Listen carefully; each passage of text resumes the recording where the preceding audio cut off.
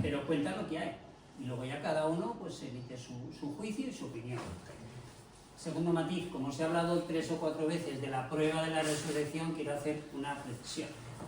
Prueba, científicamente, quiere decir si yo hago un experimento, cuento cómo lo hago, y luego don Miguel Ángel coge mis apuntes, repite los mismos pasos que he hecho yo, y le sale lo mismo, está comprobado que el método es correcto.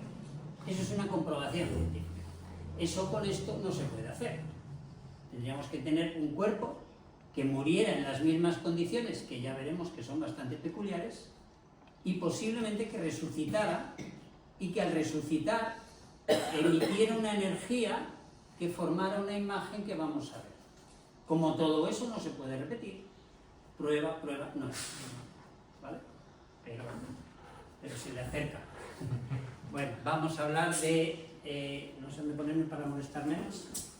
Vamos a hablar de la sábana santa, que es el nombre que ponemos en España. Es la tela que, según la tradición, envolvió el cuerpo de Jesús solo unas horas, desde que se le lleva al sepulcro hasta que resucita. Está unas horas la tela envolviendo el cuerpo. Se llama, el nombre científico sería síndone, que es la palabra griega para hablar de un lienzo funerario, por eso se habla de la sindonología, que es la ciencia que estudia la síndone. Y ahora veremos cuando nace todo este movimiento de estudio. La tela es de este tipo. Está hecha la tela en un telar muy artesanal, muy humilde, palestino, muy humilde. Tan humilde, luego veremos que ni siquiera da de sí la medida estándar comercial de Judea, ni siquiera, tienen que añadirle una parte porque ni siquiera llega al mínimo de anchura. Entonces el ancho es lo que da de sí el telar, pero el largo lo que usted quiera pagar. Entonces normalmente para un enterramiento se usan como 4 metros de ese entorno, entonces se extiende la tela sobre la losa sepulcral, se coloca el cuerpo, se le da la vuelta a la tela por la cabeza y vuelve a los pies, y en los pies se pliega. Normalmente se venda, pero no una venda egipcia que se envuelve todo, sino una... solo se venda para que el cadáver no se desmadeje. Entonces se le atan los tobillos, se le atan las rodillas, se le atan las manos sobre el vientre, los hombros, para que no se desmadeje. A nadie nos gustaría pensar en la tumba de nuestros familiares así, ¿no? Entonces se queda ahí formado. Lo que pasa es que en este caso, no sabemos por qué, nunca llegó a hacerse completo. Fue un enterramiento interrumpido, precipitado, que nunca acabó de ser completado.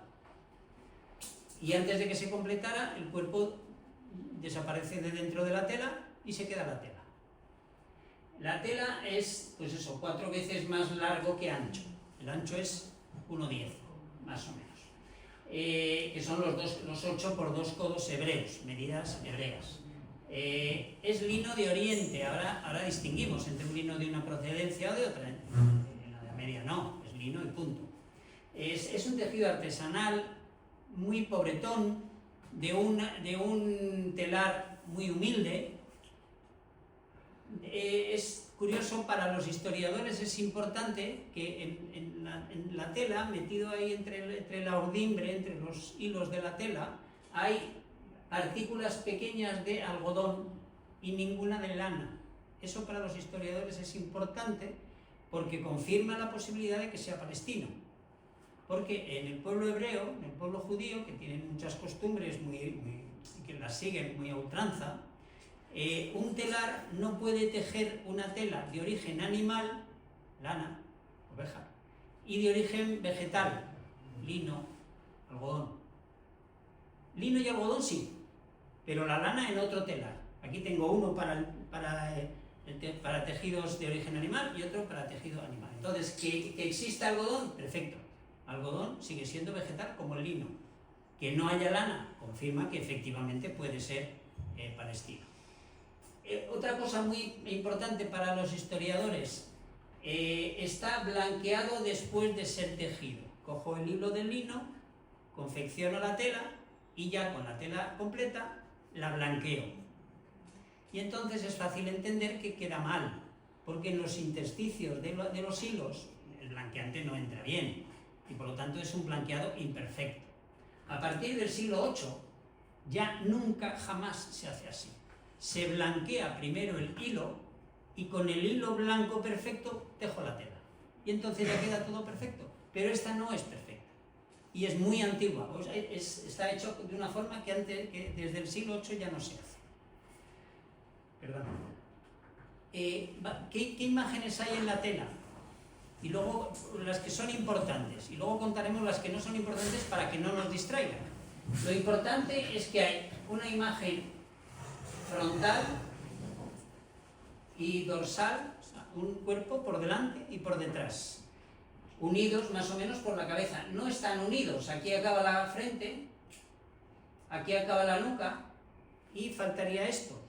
Hemos dicho que la tela envuelve la cabeza. ¿Por qué hay de la nuca imagen? ¿Por qué hay de la cara frontal y no hay de esto? Si la tela tocaría la cabeza. No se sabe explicar. Otra cosa, hemos extendido la tela sobre la losa sepulcral. Hemos colocado el cuerpo.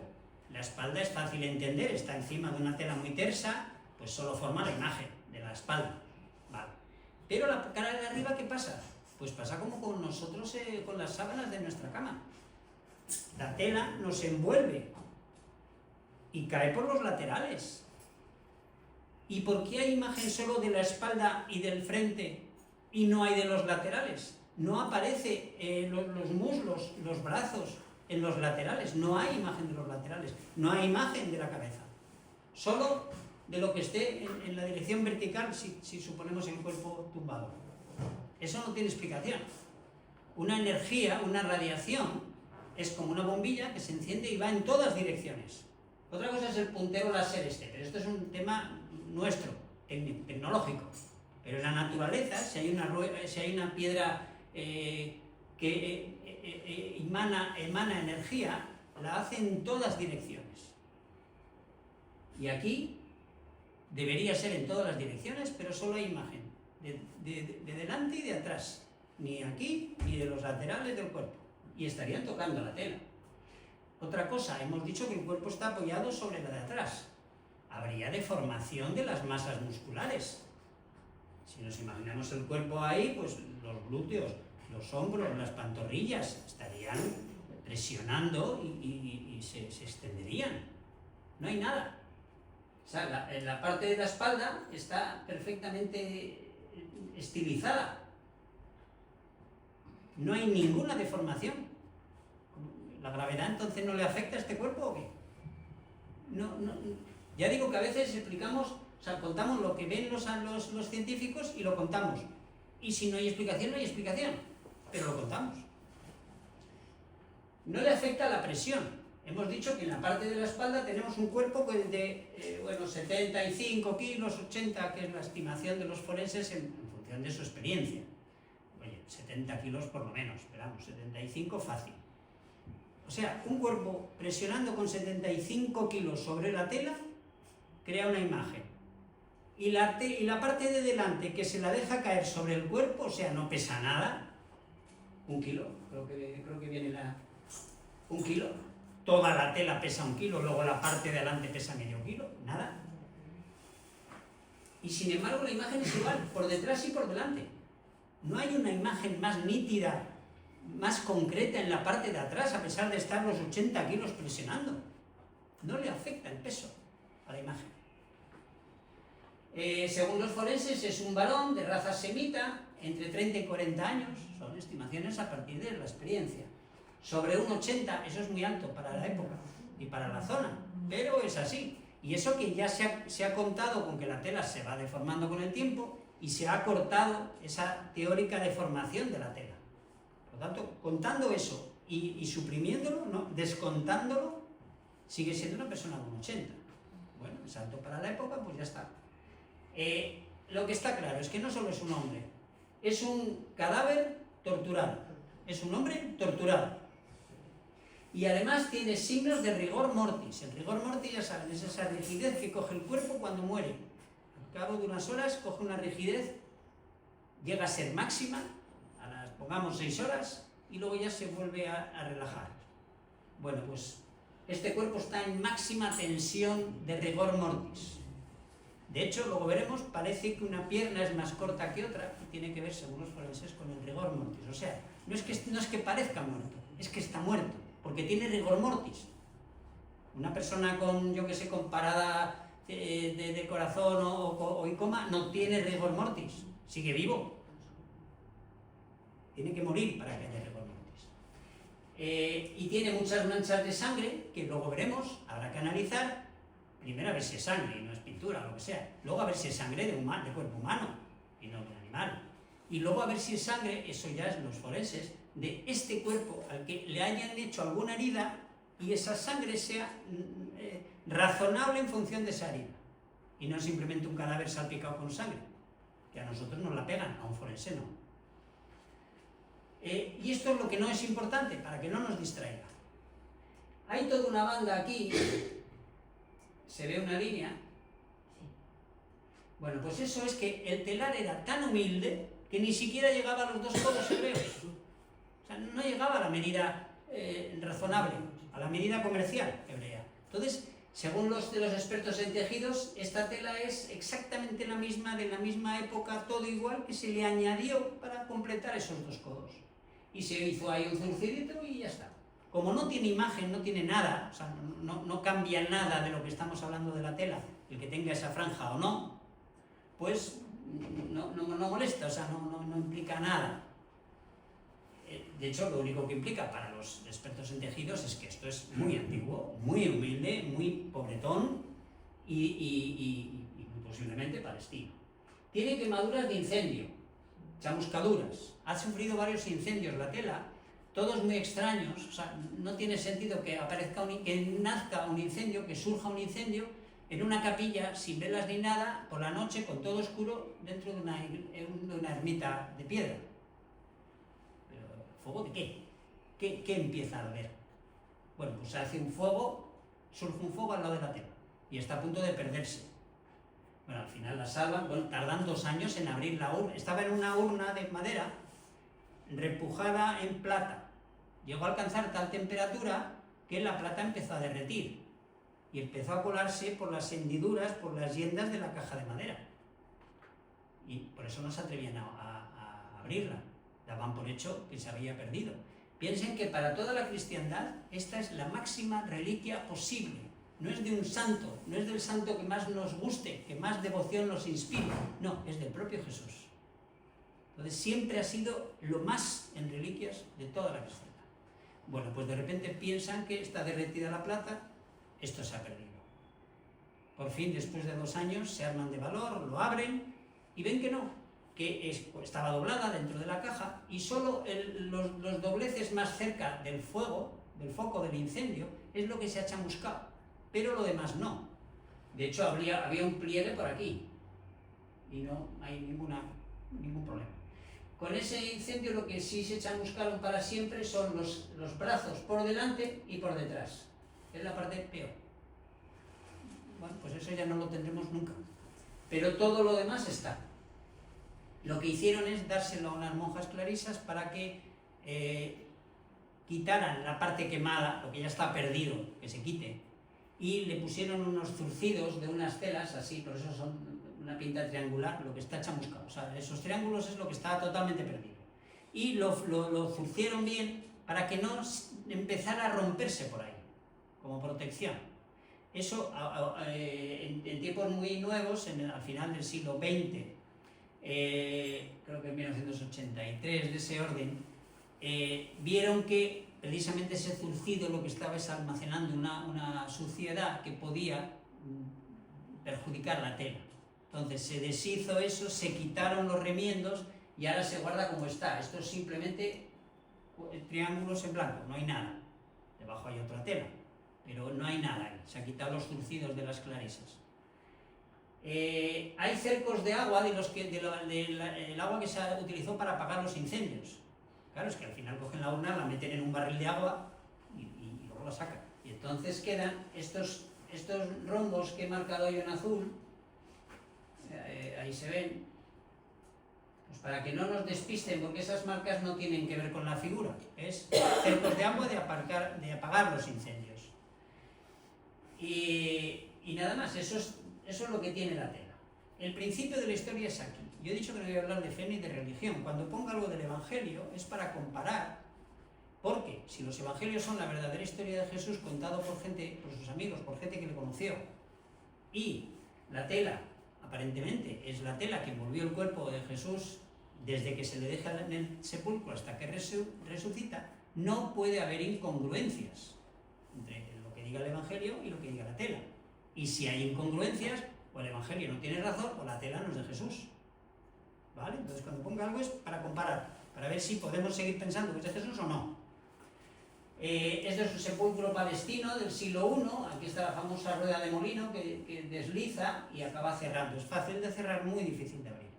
Bueno, el sepulcro tiene una primera sala, que es donde se hace el embalsamamiento. Pero ya digo, no como los egipcios con una momia total. No, simplemente es para conservar un poco. Se hacen unas tareas primeras, se le envuelve en la tela, se le venda, se le ata y se deja ahí en esa sala primera. Y al tercer día va el rabino, certifica la muerte, confirma que efectivamente ha muerto, es un cadáver ya, y entonces se le pone ya en un nicho al fondo del sepulcro. Este cuerpo nunca llegó al fondo del sepulcro, se quedó en la sala de embalsamamiento y cuando van a buscarlo ya no está. Veamos lo que dice el Evangelio. Bueno, ya saben, llegan las mujeres, tuvieron que acabar el enterramiento rápido, precipitadamente el viernes por la tarde. Jesús muere a las 3 de la tarde de un viernes 3 de abril del año 33. Si alguien quiere, o hablamos de eso, no tiene mayor importancia. Y bueno, y entonces dice el Evangelio, tienen que irse corriendo porque empieza el sábado, y en el sábado no se puede trabajar, y enterrar es trabajar. Y por lo tanto, y además cada día empieza, pues más o menos hasta ahora, ya sería martes. Al atardecer del lunes ya empieza el martes. Según la tradición judía, cuando aparece la tercera estrella, o cuando no se distingue un hilo blanco de un hilo negro. En ese momento ya es día siguiente. Entonces, muere a las 3 de la tarde, pues a las 6, 7... tienen que salir corriendo porque ya empieza el sábado y no pueden estar enterrando el sábado. Por eso esto está precipitado, lo hacen rápido y se van. Y dice el Evangelio que el primer día de la semana, el siguiente al sábado, nuestro domingo, que era el primer día de la semana, van las mujeres a acabar de enterrar. Y van con ungüentos y van con cosas. Y cuando llegan está abierto y no hay cuerpo. Van corriendo a avisar a los apóstoles y viene corriendo Pedro y Juan. Entonces Juan llega primero y deja pasar, espera que venga Pedro y entra Pedro. Simón Pedro entró en el sepulcro y vio los lienzos plegados. Los lienzos plegados es la sábana santa. Entendemos que habla en plural porque como es una tela envuelta sobre sí misma, si ellos dejan el cuerpo dentro y cuando van a buscarlo ya no hay cuerpo, está una parte sobre la otra, ven como dos telas, una encima de otra. En realidad es una mitad sobre otra mitad. Pero entendemos que por eso habla en plural, de los lienzos plegados. En otras traducciones dice allanados. Claro, es que han dejado con un cuerpo dentro y ya no hay cuerpo. Pero el Evangelio sigue hablando. Y el sudario que había sido puesto en su cabeza, no plegado junto con los lienzos, sino aparte todavía enrollado. Habla de dos telas. La segunda tela es el sudario que había sido puesto sobre su cabeza. Sudario viene de sudor, es como un gran pañolón, pongamos 60 por 80, y está en Oviedo. El sudario de Oviedo es tan auténtico como la sábana santa. Y es ese segundo paño que los apóstoles separan para que si cae una en manos de los judíos no caiga el otro, porque lo van a destrozar. Claro, es que lo que más temen es que Jesús ha dicho que va a resucitar, solo falta que luego digan los discípulos, aquí tenemos prueba de la resurrección, eso no puede ocurrir. Entonces los separan.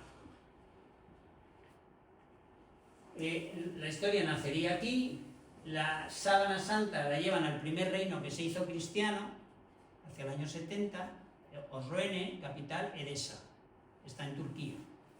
Y el sudario se lleva a los judíos coptos de Egipto y ahí se quedan para que estén separados y nadie sabe qué pasa con el otro. Cuando empieza el Islam, la expansión del Islam, ya años 600 y pico, pues entonces van huyendo con la tela por el norte de África, y cuando llegan a Cartago, estaría aquí, deciden llevarlo al reino cristiano más estable de Europa, que es España. España está entonces regida por los visigodos. Los visigodos son cristianos, arrianos, no católicos, pero cristianos. El tema del arrianismo es Jesús es el santo más santo creado por Dios para esa misión salvadora, pero no es Dios.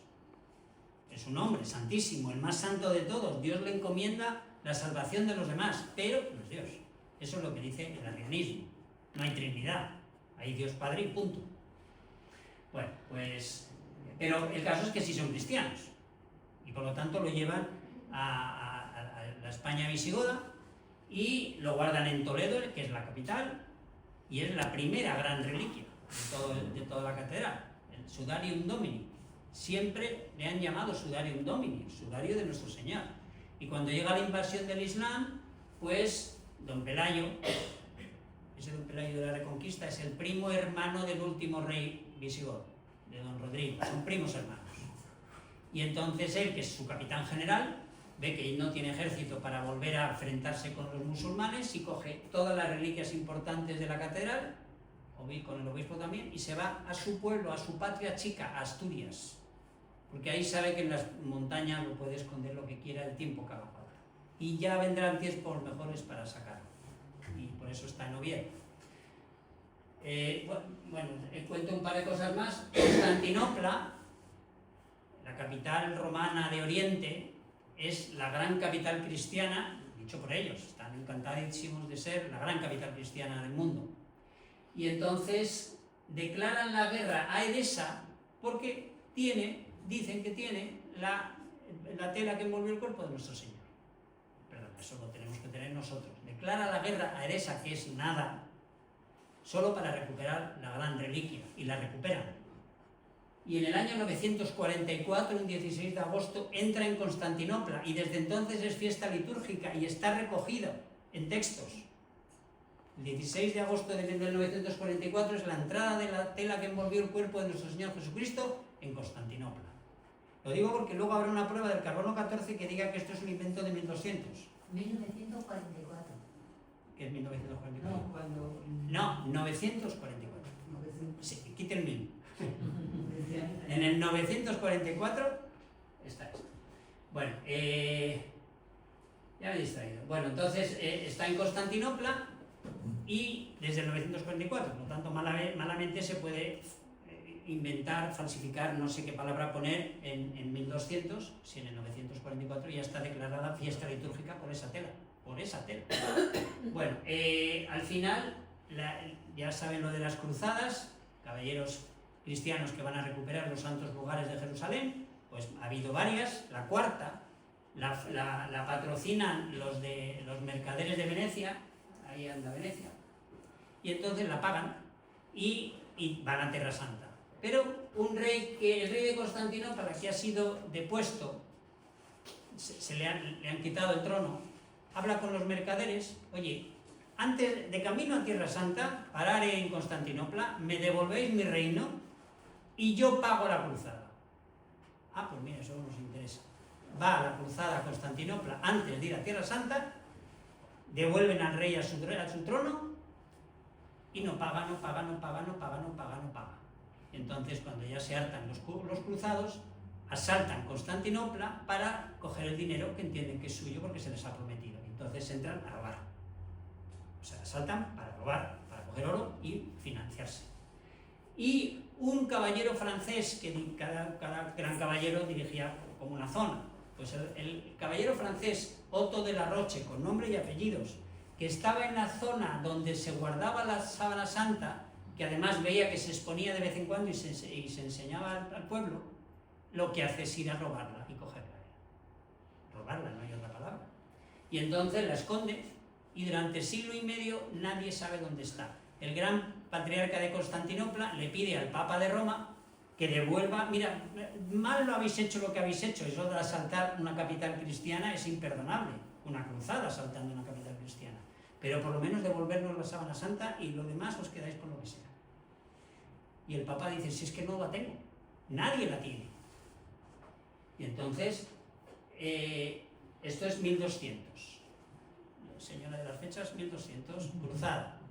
Bueno, estoy dando fechas redondas. Bueno, pues 1350, siglo y medio después, en Francia, la familia, los últimos descendientes de Otto de la Roche, dicen que la tienen en buena lid, que la heredó un antepasado suyo buenamente, y como ya no piensan que nadie se la pueda quitar, erigen una colegiata y se expone la tela. Eso en 1350. Lo digo porque hay mucha gente, cualquier cosa que no se sabe, que no tiene explicación, es muy fácil. O son los templarios, o es Leonardo da Vinci. Y ya está, y no hay que dar más explicación. No es Leonardo, Leonardo. Los templarios, los templarios. Bueno, Leonardo, que dicen que es el que hizo la tela, una de las historias raritas es que la tela la pudo hacer Leonardo da Vinci. Leonardo da Vinci nace 100 años más tarde, un siglo más tarde, que aparece, que la fecha en la que aparece en Francia y ya se expone. 100 años más tarde. Luego no parece que fuera Leonardo. Bueno, al final, los últimos descendientes de la casa de Otto de la Roche, esa familia cae en desgracia, la última heredera, Margarita de Charny, porque es suya, porque se lo han dado sus familiares, lo que hace es un acuerdo con una familia que entonces iba creciendo y que acabó siendo la reina de Italia, familia reina de Italia, la Casa de Saboya, y entonces hay un documento, existe, que dice que la Casa de Saboya, por los servicios prestados por Margarita de Charny, que no se conocen, pues le pone un palacio, unas tierras y, en fin, le pone un piso. Y en otro documento aparte se dice que Margarita de Charny, graciosamente, sin ninguna contraprestación, le entrega la sábana santa a la Casa de Saboya. Desde entonces es de la Casa de Saboya. Y la Casa de Saboya la lleva donde quiera porque es suya. Y entonces acaba en Turín porque acaba siendo la capital de la Casa de Saboya. Por eso está en Turín, porque los Saboya lo llevan a su capital. ¿Vale? Es más complicado, pero no puedo estar más tiempo con esto. Si alguien tiene interés, pues luego hablamos.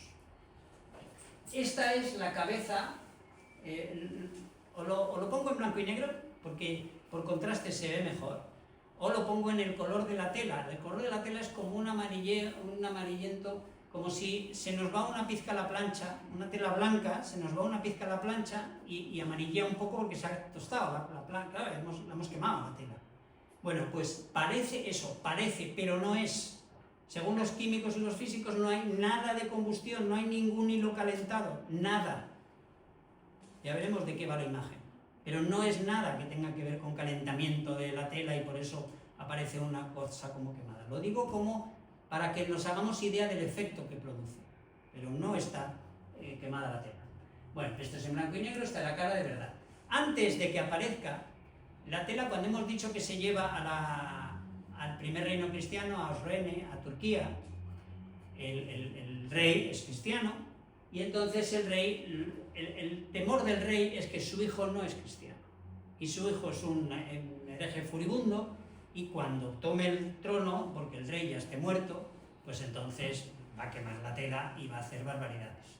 Y entonces le encarga a su obispo, mira, guarda esto donde se te ocurra y a mí ni me lo digas. Y cuando ya pase mi hijo y cuando vuelva a ver un rey cristiano, pues ya la sacaremos. Bueno, lo guardan, lo que se le ocurre al obispo es hacer un nicho en la muralla, imagínense la de Cáceres, por la noche hace un agujero, la entierra ahí y tapa. Muere el rey, viene el hijo, muere el hijo, viene el siguiente, varios herejes, varios reyes no cristianos, muere el obispo, mueren los que le han ayudado al obispo, al final surge la leyenda. Está la leyenda de que en la muralla de Edesa está enterrada la tela, pero no se sabe.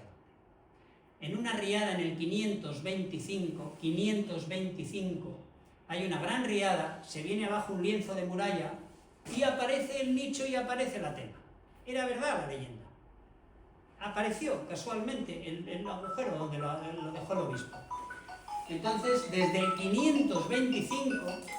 esa tela está en manos reales o en manos imperiales. Y por lo tanto, como cualquier cosa que tengamos en España, en el Palacio de la Moncloa, o en la Zarzuela, o en las Cortes, o en el Palacio Real, o en cualquier edificio público nuestro, está inventariado, está registrado.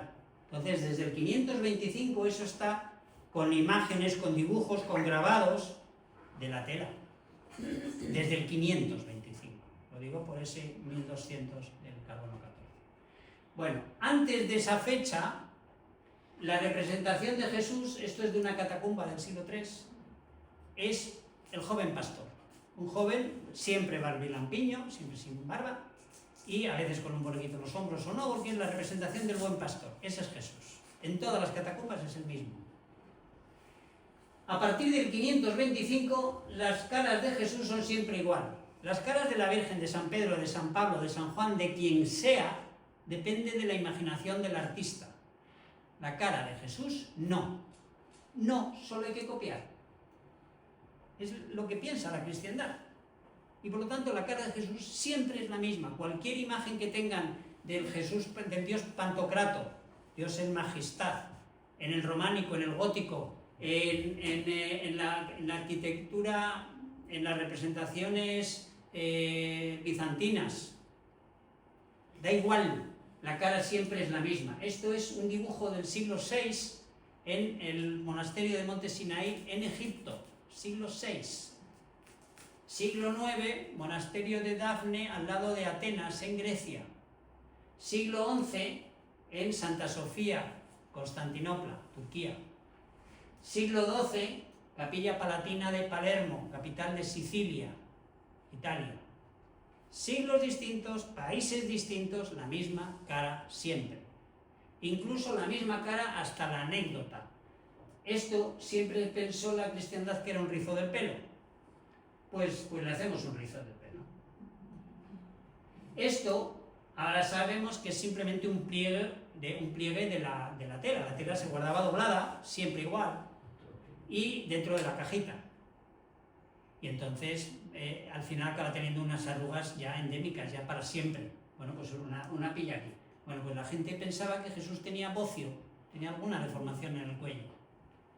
Bueno, pues le dibujamos una deformación en el cuello, el artista no sabe ni lo que está dibujando. Pero si tiene bocio, tiene bocio. O sea, hasta la anécdota, la cara es la misma. Por supuesto, la misma nariz, los mismos ojos. Como no puede no tener orejas, pues se le apuntan ahí entre el pelo. Pero la cara es la misma siempre. Esto es la cruz ortodoxa, que es nuestra cruz latina, pero hay un segundo travesaño que representa el titulus de la cruz, el Jesús Nazareno, Rey de los Judíos. Y hay un segundo travesaño que es para que apoye los pies. En las crucifixiones, normalmente la crucifixión es con el crucificado atado siempre. Y muere por asfixia. Él está con los pulmones en máxima inspiración y no tiene fuerzas para echar el aire y volver a coger aire. Están los pulmones hinchados y no tiene fuerza para vaciarse. Entonces en 10 minutos moría, cualquiera. Y como se trata de que haya más fiesta, y hay crucifixiones de un día y de 2 días y de 3 días, para conseguir eso lo que se hace es poner un apoyo en los pies, para que le duela lo que le duela, se incorpore y pueda seguir respirando. Entonces, si en la cristiandad en esta época se pensaba, luego veremos por qué, que Jesús tenía una pierna más corta que otra. Entonces, si esto es para que se apoye el reo y tiene una pierna más corta que otra, pues vamos a hacerlo inclinado para que apoye bien con los 2 pies y dure más la fiesta, que es de lo que se trata. Entonces, este travesaño, en la Iglesia Ortodoxa, en la que depende de Constantinopla, los que tienen la tela, hasta que la roba el francés, son los que la tienen, los que más veces la ven. En Europa se sabe que existe, pero ellos la ven. Pues entonces ven el pie más largo que otro y se imaginan esto, y ya todas las cruces ortodoxas tienen ese travesaño inclinado.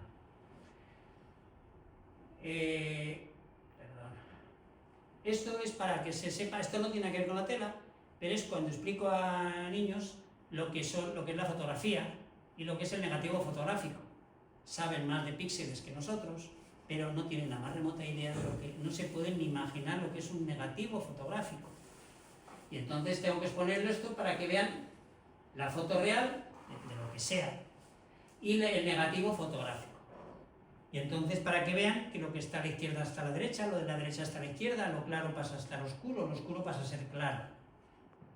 Esto es el negativo, que se adivina la figura, se adivina.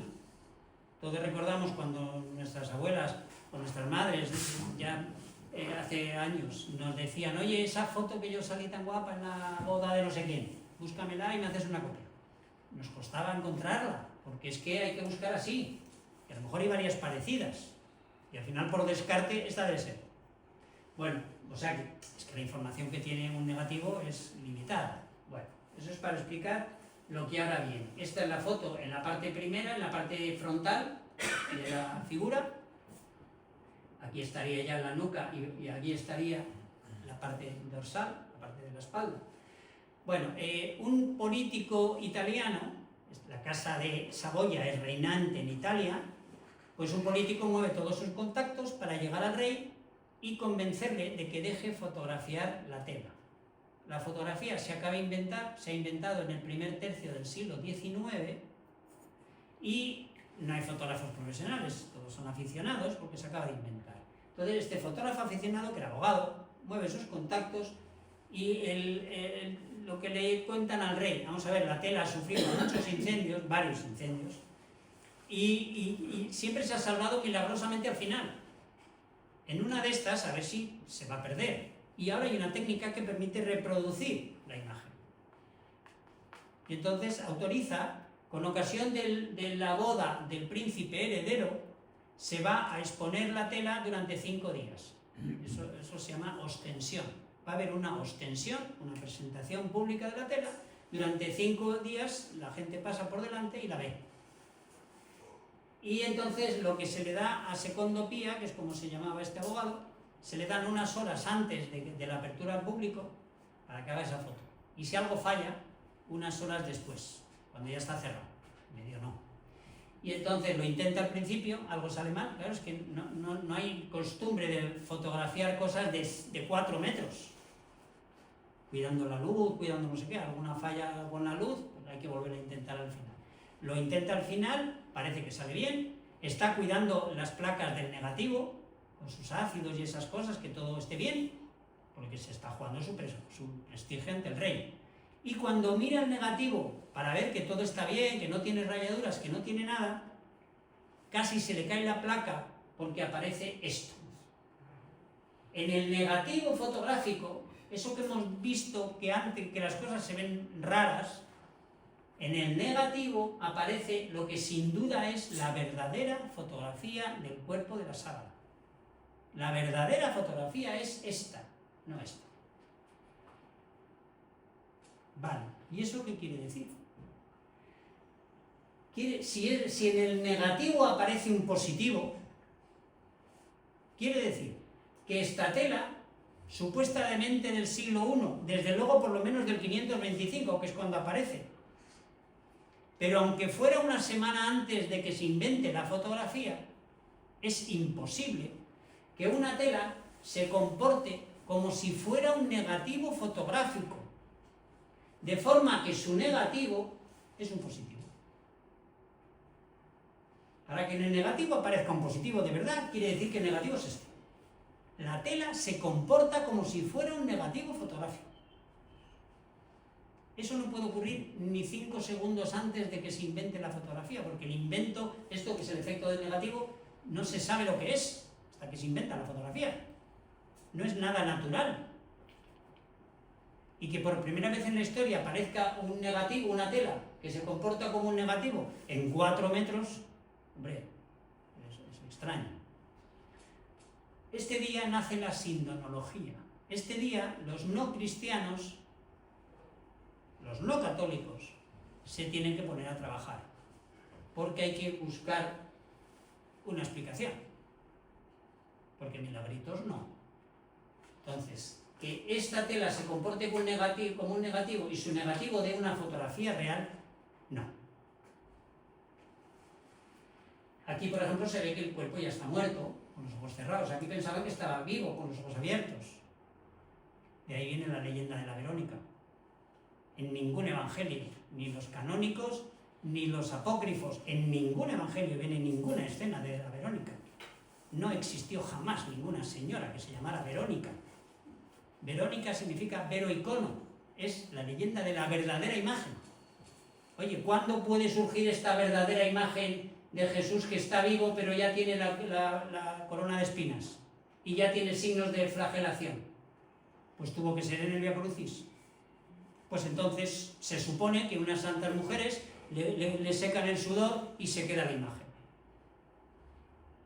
Y como esa imagen, dicen 3 iglesias que la tienen, la Catedral de Jaén, la iglesia pequeñita de Santa Faz en Alicante y una iglesia en Roma, pues entonces es que, oye, vamos a llevarnos bien. La tela estaba con 3 pliegues y la imagen se reproduce en los 3. Ya está, no nos peleamos. Por supuesto, ninguno de los 3 enseña la tela, nunca se ha analizado. Por supuesto. Bueno, eso por el hecho de que aquí parezca con ojos abiertos y aquí ya vemos que tiene los ojos cerrados. Está muerto. Esta es la tela en su color, esta es la cara en su color, la tela y el negativo fotográfico. Cuando lo vemos en amarillo, la tela en su color, ya saben que es la tela que está puesta contra el cuerpo, si la separamos, lo que parece el lado derecho de la cara es el lado izquierdo. ¿Vale? Lo que parece el lado izquierdo es el lado derecho. Luego, cuando hablemos de la figura en amarillo, todo es al contrario. Pero cuando hablemos del negativo fotográfico, como es el inverso del inverso, el lado derecho de la cara es el lado derecho del cuerpo, de verdad. ¿Vale? Bueno, aquí es donde la conferencia acaba, o sea, ya está, esto es lo que hay. Esto no tiene explicación. Mi conferencia se llama Una imagen imposible. Imposible. Esto es imposible que exista, pero existe y está en tu libro y se puede ver. Bueno, de todas las pruebas que se le han hecho, que ya he dicho que es a la que más, pongamos 5.000, 4.999 son coherentes con una tela palestina del siglo I. Y una no. Una, que es la prueba del carbono 14, dice que no, dice que es de entre 1260 y 1390, o sea, 1325 más o menos 65 años de margen de error por delante o por detrás. O sea, 1325. En esa fecha se tuvo que hacer esta falsificación, es lo que dice el carbono 14. Bueno, luego explicaré, si alguien tiene interés, explicamos luego lo que es el carbono 14. Se supone que se mandan 3 recortitos de la tela a 3 laboratorios, uno suizo, otro británico y otro americano, y por su cuenta cada uno dice lo que encuentra. Naturalmente tiene que ser cada uno por su cuenta y callado. Luego se supo que entre ellos hablaron. El tema es que ese resultado es incongruente, es imposible con todas las demás pruebas que se le han hecho, esas 4.999. El tipo de tela, el tipo de tejido, el tipo de teñido, los expertos en telas ya lo han dicho. Tuvo que ser antes del siglo VIII, pero además es que es palestino, humilde, cutre, malo, y desde luego esta tela tiene 20 siglos. Hay descripciones oficiales anteriores a 1260. Es que desde el 525, cuando aparece Medesa, ya está descrita, ya hay grabados con la figura.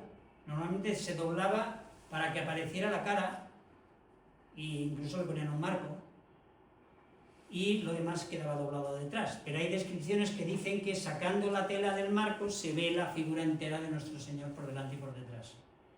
O sea, está descrito, no se puede describir algo que no existe. Hay evidencias del recorrido histórico desde el siglo I, luego lo veremos, eso es con el polen.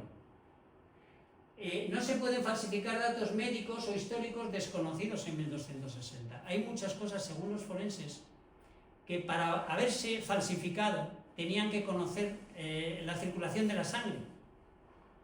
Y eso no aparece hasta siglos después, muchos siglos después.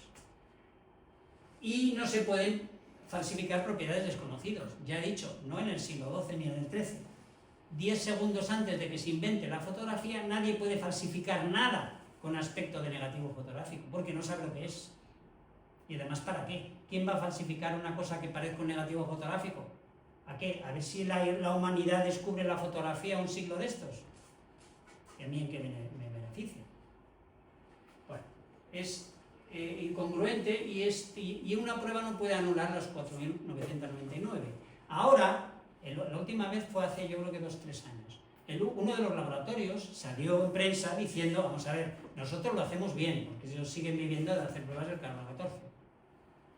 Pero reconocemos que, digamos que hemos dado el número directamente de la máquina sin analizar la vida que ha tenido la tela. La tela ha tenido incendios. El incendio es combustión de carbono. Es que estamos hablando del carbono 14, que es una variante, un primo rarito del carbono. El carbono normal es el 12. Carbono 14 es una variante radiactiva que está permanentemente desintegrándose. Bueno, pues todo lo que sea combustión es enredar con el carbono, luego está alterando la cifra. Además, se ha sacado las 3 piececitas, se han sacado de esa tira de 8 centímetros que está en un lateral, que es por donde en todos los grabados de en toda la historia, cuando se expone al público, cuando se hace la ostensión, siempre se agarra por ahí. Como ya está marcado, siempre todos los obispos lo han agarrado por ahí y lo dejan caer y la gente pasa por delante. Siempre agarrado por ahí. Bueno, por la parte más manoseada de todas, de esa es la que mandan a los laboratorios para ver lo que hay. Evidentemente, cualquier sudor que deje cualquiera, lo que está es rejuveneciendo la fecha. Porque el carbono 14 lo que mira es, digamos, la media de lo que tiene dentro, no discrimina. Y segundo, estamos diciendo que esa imagen se tuvo que formar con una energía que salió del cuerpo. Ahora veremos un poco más. Esa energía también puede alterar esos temas radiactivos del carbono 14. O sea, todo lo que conocemos sirve para alterar el carbono. Si alguien quiere, pues preguntamos y hablamos después. Bueno, el jefe de la policía científica de Suiza, de Zúrich, ciudad de Suiza, es la primera persona, el primer policía, que empieza a utilizar técnicas de palinología para resolver misterios que estaban sin resolver. Crímenes que no se sabían, cosas... Pues entonces él utiliza técnicas de palinología. Ahora mismo, si alguno de ustedes viniera yo que sé, ahora mismo acaba de llegar de Sevilla, pues aunque nosotros, por supuesto, no lo vemos, en la chaqueta, en el vestido, tendrá polen de Sevilla, que nadie lo ve, pero el microscopio sí. Bueno, pues esta persona lo que dice es, vamos a ver si ese recorrido histórico de la tela, ¿dónde ha estado? Jerusalén, no sé dónde, vamos a ver.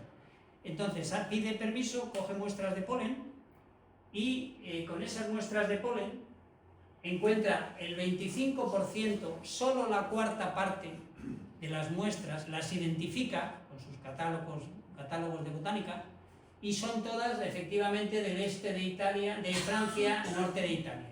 O sea, toda esa historia a partir de 1350 de Lirey y de Turín, vale, pero solo con el 25% del polen. Y entonces dedica 3-4 años de su vida a recorrer los sitios por los que estuvo la tela, a ver si es verdad que estuvo ahí. Y entonces cogió muestras de Constantinopla, muestras de Edesa, muestras de Jerusalén. Y encontró todos. Y es fácil pensar que sobre todo Edesa, en Turquía, y Jerusalén son sitios muy desérticos, muy pedregosos, con muy poquita planta, y la poca planta es muy autóctona, muy propia del lugar. Y por lo tanto no se puede falsificar por ahí. O sea, ¿para qué? ¿Para ver si alguien alguna vez descubre el microscopio y entonces puede buscar? De hecho, hay una planta que solo se sabe en el mundo que exista en un entorno de 30-35 kilómetros alrededor del lago de Genesaret, aquí, en Jerusalén. Solo se sabe que exista en el mundo en ese sitio, está en la tela. Pero es que hay una planta, un polen, que es de una planta que ya no existe, es endémica. O sea, solo se ha encontrado en estratos arqueológicos. Están investigando los lodos del Mar Muerto, en los estratos, encuentran un estrato que identifican perfectamente con el siglo I, hay como una escudilla con restos de alimentos, vamos, claro, los restos que hay después de 20 siglos. Y encuentran un polen de una planta que ya no existe, existió y ya no existe, y está en la tela. Y es del siglo I. No se sabe en qué momento murió, pero ya no se volvió a encontrar. Entonces los americanos dicen, bueno, esto hay que resolver. Y entonces los americanos, la mayoría no católicos, pero algunos sí, fundan un equipo de investigación para ver qué es eso de la tela, de la sábana santa. Y crean el grupo STURP. STURP significa Proyecto de Estudio de la Tela de Turín. Es un grupo que se crea para estudiar la tela de Turín. Punto. Y entonces, ¿por qué se les ocurre? Porque ven que la imagen que se formó teóricamente, se supone con una energía que nace de un cuerpo muerto, tiene intensidades distintas y ven que la máxima intensidad de la figura está pues, en los sitios donde debía tocar la tela con el cuerpo. Esto sería un voluntario, esta línea sería la tela por arriba, y entonces pues en la frente, en la nariz, en la barbilla, en el pecho, en los nudillos, en la rodilla, en la punta de los pies, estaría tocando la tela al cuerpo. Ahí la intensidad de la figura es máxima. Y hay otras zonas, en la zona del cuello, delante o debajo de las manos, porque la tela tocaba con las manos, en el empeine, entre la rodilla, que ahí prácticamente la figura desaparece. Ahí estaría lo más alejada posible. Luego ven que hay una relación posible entre distancia tela-cuerpo e intensidad. Y eso les da la pista porque es lo que ahora mismo estaban haciendo, estaban haciendo con un satélite para ver, intentando hacer el mapa de Marte, por si algún día el hombre pudiera llegar a Marte. Entonces lanzan la sonda Viking, da vueltas alrededor de Marte, no puede aterrizar, y esto sería un perfil, pongamos que marciano. Esta línea sería la trayectoria de la sonda Viking, puede hacer fotografías, pero son muy planas, porque no tenemos noción de la altura, no podemos bajar a medir alturas. Entonces lo que hacen es medir con sonar, desde la sonda Viking. Y entonces lo que hacen es, donde la distancia es mayor, se supone que es un fondo de un valle, ahí ponemos el píxel más oscuro. Identificamos píxel oscuro con profundidad máxima. Si tenemos una cima, el píxel más claro, porque se supone que es la cima que sí está más iluminada. Entonces con eso lo meten en un programa que han hecho que se llama VP8 y sale el relieve de Marte. Con esa historia de adjudicar, de estudiar los tonos de gris en función de la altura que dan los sonares. Gris en función de distancia. Dice, bueno, pues vamos a hacer eso, tocamos la máquina, trucamos un poco el programa y vamos a decir al revés. O sea, en función de la intensidad de la imagen, dinos a qué distancia estaba el cuerpo de la tela y vamos a ver si es capaz de hacer el relieve del cuerpo que estaba dentro. Y cuando hacen eso, sale un relieve perfecto. Si nosotros cogemos una fotografía nuestra, si metemos una fotografía mía ahora, yo estaré más iluminado por el lado derecho porque tengo un foco mayor de luz. Entonces, esto estará más iluminado, más derecho. El ordenador lo sacará hacia afuera, porque es lo que se le ha dicho. Y esta parte más oscura la meterá dentro, deformará mi cara. Si metemos la foto más perfecta que haya, el ordenador la deformará, porque leerá las luces con las que se está iluminando el cuerpo. Bueno, pues aquí no hay deformación. Entonces el grupo de americanos no católicos, mayoritariamente no católicos, sí había católicos, dice que todo el cuerpo es foco, no hay más foco en la cabeza que en los pies, en un lado que en otro, no tiene un foco de radiactividad a un lado, todo el cuerpo es foco y se emite una energía uniforme. Claro, el ordenador, el VP8, lo que no sabe es leer las quemaduras. Pero la figura sí, esta es la cara y es un bajo relieve, digamos, perfecto. Sin ninguna deformación por un lado o por otro. O sea, este cuerpo no está iluminado, no está radiado por ninguno. El cuerpo es foco. Y eso lo dice la primera conclusión del grupo americano. Esto es una holografía, una imagen en 3 dimensiones a partir de la sábana santa. Y eso es un cuerpo perfecto. Este grupo STURP entonces lo que hace es, empieza a pensar qué pruebas más le podemos hacer a la tela. Y entonces empiezan a desarrollar un montón de pruebas para hacerle, se lo mandan a la Casa de Saboya, que es la propiedad, para ver si la dejan hacer. Vale, podéis hacerlo una vez que ven que nada es lesivo para la tela, lo podemos hacer, pero condición primera, la tela no sale de Turín. Entonces, el grupo de científicos americanos se tiene que ir con todos los ordenadores que quieran a Turín. La Casa de Saboya, al lado de la Catedral de Turín, al lado, colindante casi, está el Palacio Real de Turín. Pues entonces, te dejamos unas salas en el Palacio Real de Turín y durante 5 días, permiso para hacer todas las pruebas que habéis dicho que vais a hacer. Entonces, se organizan en equipos para que siempre estén estudiando, hay que aprovechar esos 5 días. Y entonces hay un grupo estudiando a las 3 de la tarde y otros a las 3 de la mañana y a las 5 de la mañana y al mediodía. Da igual, en cualquier momento un grupo sale y otro entra. Nunca se han hecho tantas pruebas que en estos 5 días. Bueno, ese grupo lo primero que hace es fabricar un bastidor. Esto es el salón, uno de los salones del Palacio Real de Turín. Un bastidor para poder fijar la tela con piececitas de madera que no la dañen, para poder ponerla horizontal, vertical, boca arriba, boca abajo. Hago fotos desde aquí con la luz detrás, con la luz rasante, con la luz encima, con lo que se quiera. Entonces, lo primero es un bastidor, que aquí se ven los triangulitos de las monjas clarisas, porque todavía estaban ahí en la tela. Aquí se ven las chamuscaduras. Esta es la tela real. Por ejemplo, bueno, lo que hacen es colocar por delante como no pueden cuadricularlo para diferenciar las marcas, lo que hacen es poner una red por delante, por detrás, y numeran. Entonces, con esta red, pues esta es la casilla 27J. Y así todo el mundo sabe cuando está hablando del 27J a qué se le está refiriendo. Bueno, esto es la muñeca, que aparentemente está crucificado con clavos. Ya he dicho que se crucifica siempre con cuerdas, salvo que quieran hacer un mayor escarmiento, que sea más cruento, que haya más espectáculo. Y entonces se hace con clavos. Ahora enseño una cosa. Bueno, entonces lo que hacen es, esta fotografía está hecha al trasluz. Máquina delante de la tela, luz detrás de la tela. Vamos a hacer la zona con más sangre, en la muñeca. Lógicamente la sangre no es transparente, se ve el manchurrón de sangre en la muñeca. Empiezan a subir la intensidad de la luz que está detrás, y conforme suba la intensidad de la luz, esa peliculita de sangre empieza a hacerse transparente en las partes donde hay menos cantidad de sangre, empieza a transparentar, porque la luz va aumentando mucho.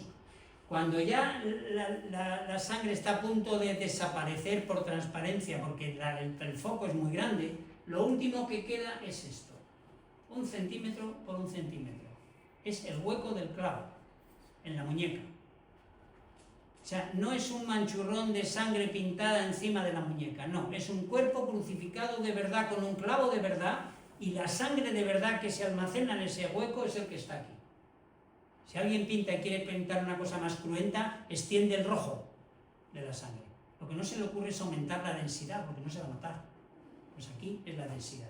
Voy a enseñarles unos clavos.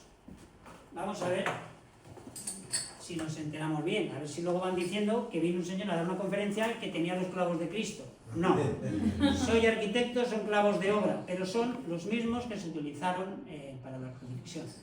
Hay 2 iguales y uno más grande, 2 iguales para las manos y uno para los pies. Con esto se crucificaba cuando querían hacerlo más tremendo, ¿vale? Entonces lo miran y lo van pasando, y luego, si es posible, me lo devuelven, por favor. No son los clavos de Cristo, son clavos de obra. Pero así sabemos de lo que estamos hablando, ¿vale? Bueno, alguien se vio que, por supuesto, en la imagen no hay nada que no sea lino y sangre. No hay pintura, no hay grafito de lápiz, no hay acuarela, no hay nada, ninguna técnica pictórica conocida. Solo es sangre y lino. Sí. Pregunta. ¿Y identificaron qué tipo de sangre era? Sí. ¿Qué grupo sanguíneo es? Ahora llegaremos. Los que vais a por nota, esperamos un poquito más y lo hablamos. Lo que vieron es que no había nada con el que estuviera dibujada el cuerpo. Entonces lo que se hizo es eso, fotos al trasluz, o sea, en la máquina delante, el foco detrás, como la sangre no es transparente, pues los sitios donde hay sangre se ven, y donde no hay sangre no hay nada, hay transparencia total porque no hay nada más que lino. Por lo tanto, quedó clarísimo que no había nada. Es más, se le identificó, se le enseñó a un ordenador a identificar la sangre, la pintura, y localizó una pintura a una cierta distancia de una de las piernas, un grupúsculo, un pintor, porque lo que sí se han hecho es copias. Entonces a un pintor que estaba haciendo una copia se le escapó un puntito y quedó en la tela. Y el ordenador lo encontró. Evidentemente, si hubiera habido más pintura, hubiera encontrado todo. No hay más pintura. Se han hecho fotos con luz infrarroja, luz ultravioleta. Si la última vez que alguien llevó un cadáver en el capó del coche y luego limpió todo para que la policía no se enterara, cuando llega la policía y ilumina con fluorescentes y tal, aparecen todas las manchas que hemos querido disimular. Bueno, pues se ha analizado con eso a ver qué hay, a ver qué cosas hay en la tela, y no hay nada. Al ordenador se le describió la sangre para identificar sangre aunque no la viéramos nosotros, y el ordenador dijo que el cuerpo de la sábana santa sudó sangre. Eso en el colegio, eso viene en el Evangelio, que Jesús en Getsemaní sudó sangre. El sacerdote de nuestro colegio, cuando éramos pequeños, nos decía, bueno, evidentemente esto es una figura literaria, es una forma de expresar un máximo sufrimiento. No, dicen los médicos, no, esto se llama hematohidrosis, esto existe. Lo que pasa es que es muy difícil que un cuerpo llegue a tener tal tensión, es un caso de tortura. Entonces la sangre, por presión, digamos, no es que reviente las venas, pero sale fuera de las venas, y cuando encuentra las glándulas sudoríparas, sale por ahí al exterior. Por eso parece que suda sangre. Eso tiene su nombre y está reconocido, y para el ordenador el cuerpo sudó sangre. Empezamos con estudios médicos, esto es la cara, en el negativo, y por lo tanto su cara de su lado derecho, su lado izquierdo, tal como lo vemos, porque es negativo de negativo. Lo que dicen los médicos es que tiene heridas punzantes en la cabeza, por delante y por detrás, luego las iremos viendo. Tiene una apariencia de ojos abultados, sobre todo en uno tenía como más abultamiento. Y entonces alguien se puso a mirar y encontró monedas. No voy a hablar de monedas, pero si alguien quiere, luego hablamos de monedas en los ojos. Tiene hinchado el pómulo derecho, y según los forenses esto fue un golpe que se le dio con lo que ahora sería parecido a un bate de béisbol. O sea, tuvo que ser un palo de madera de en torno a 5 centímetros de diámetro, pero de madera. Porque si fuera piedra, si fuera hierro, si fuera otra cosa, la herida sería mucho más contusa, sería distinto. Para un forense no hay duda. Es una herida con un golpe de madera. Analizada la nariz, que se vio que tenía el cartílago. Gracias. Creo que usted no lo ha visto. Tenía el cartílago desviado, como un boxeador, algo parecido, no tanto. Pero lo que vieron es que no tenía ningún hueso roto.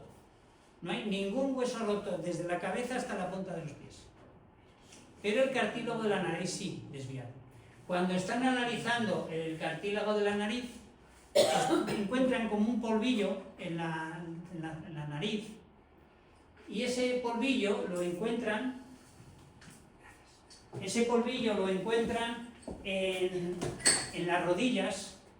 Este cuerpo está con las heridas, con las rodillas muy desolladas, y en la planta de los pies. Entonces, según los forenses, este cuerpo anduvo desnudo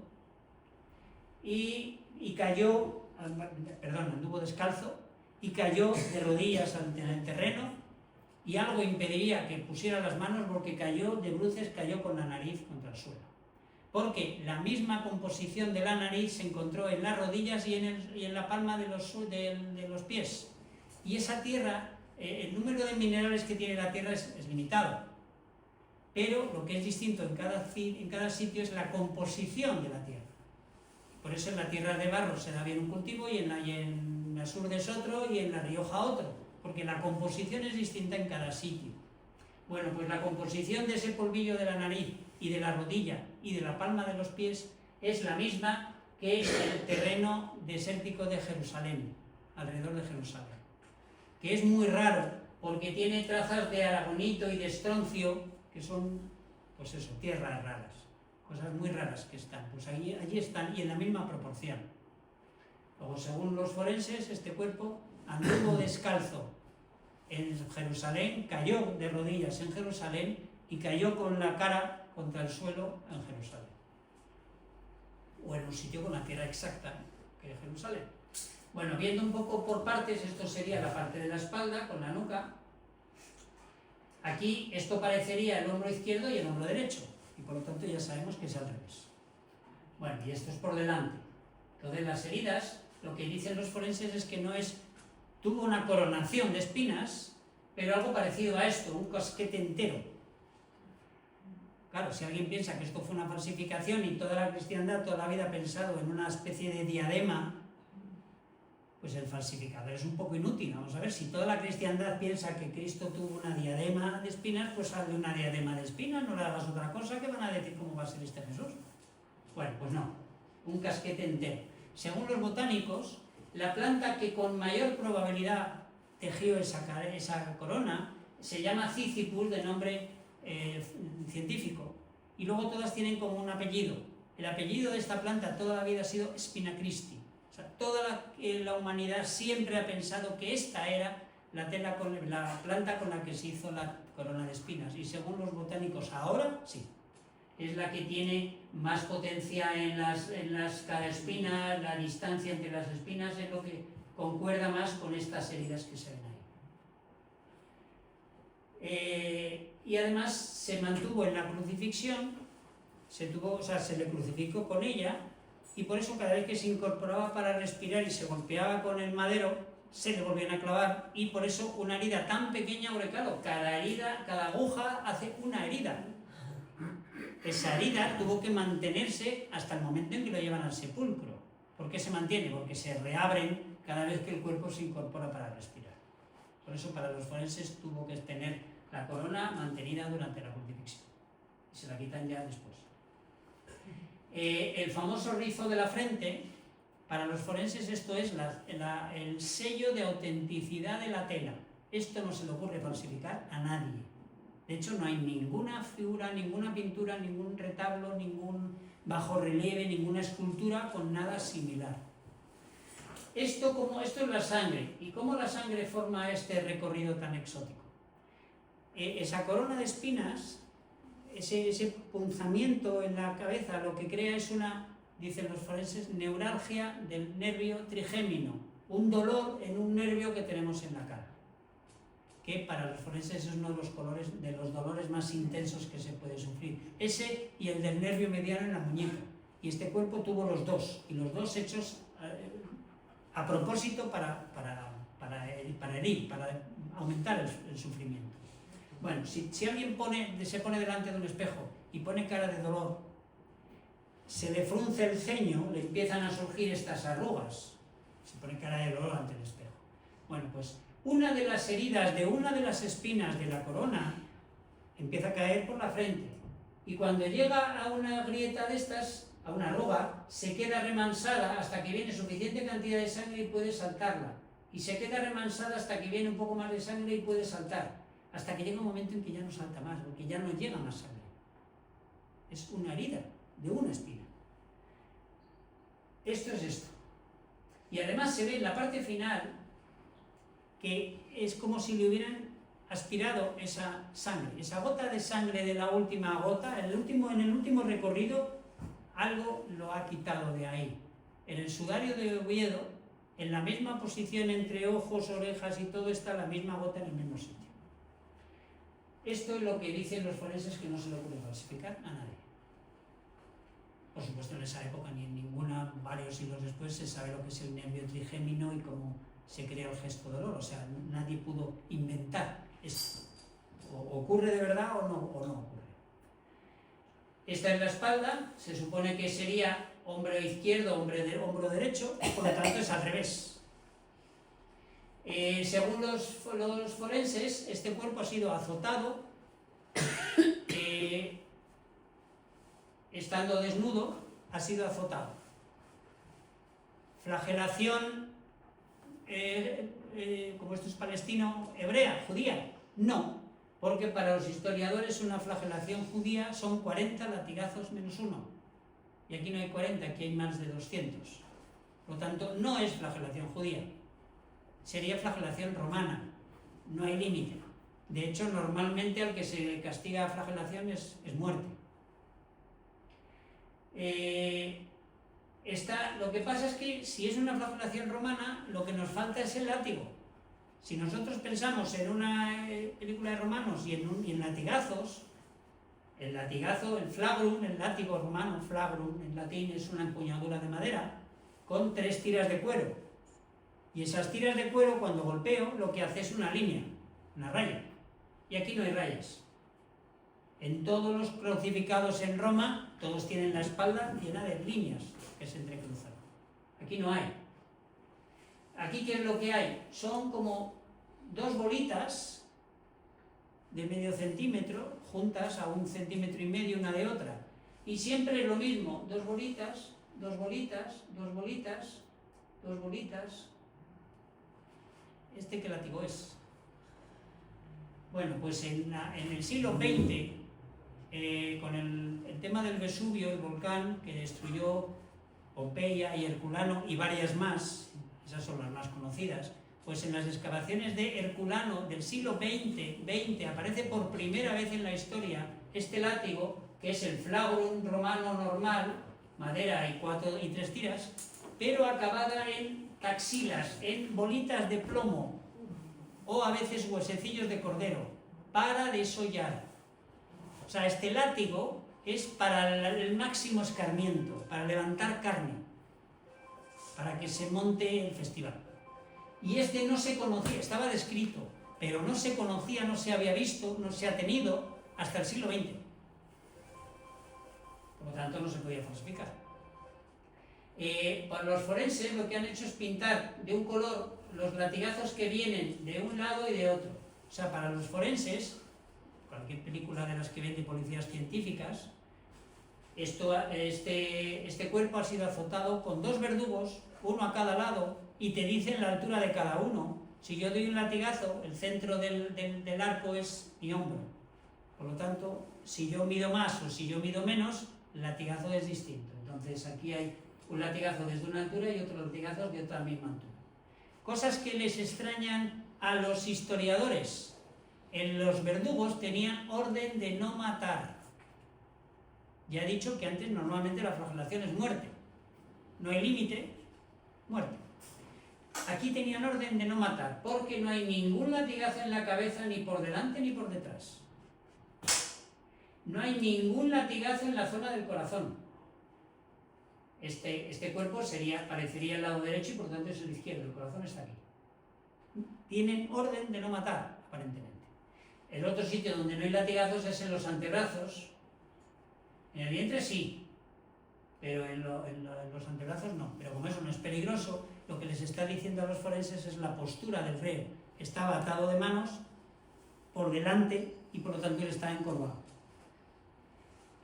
Esto es un fotograma de la película La Pasión, no tiene que ver con la Semana Santa, pero lo que está indicando es la postura. Es en una media columna, una columna rota, pues se aprovecha para atar las caballerías o para que vaya el verdugo con la flagelación.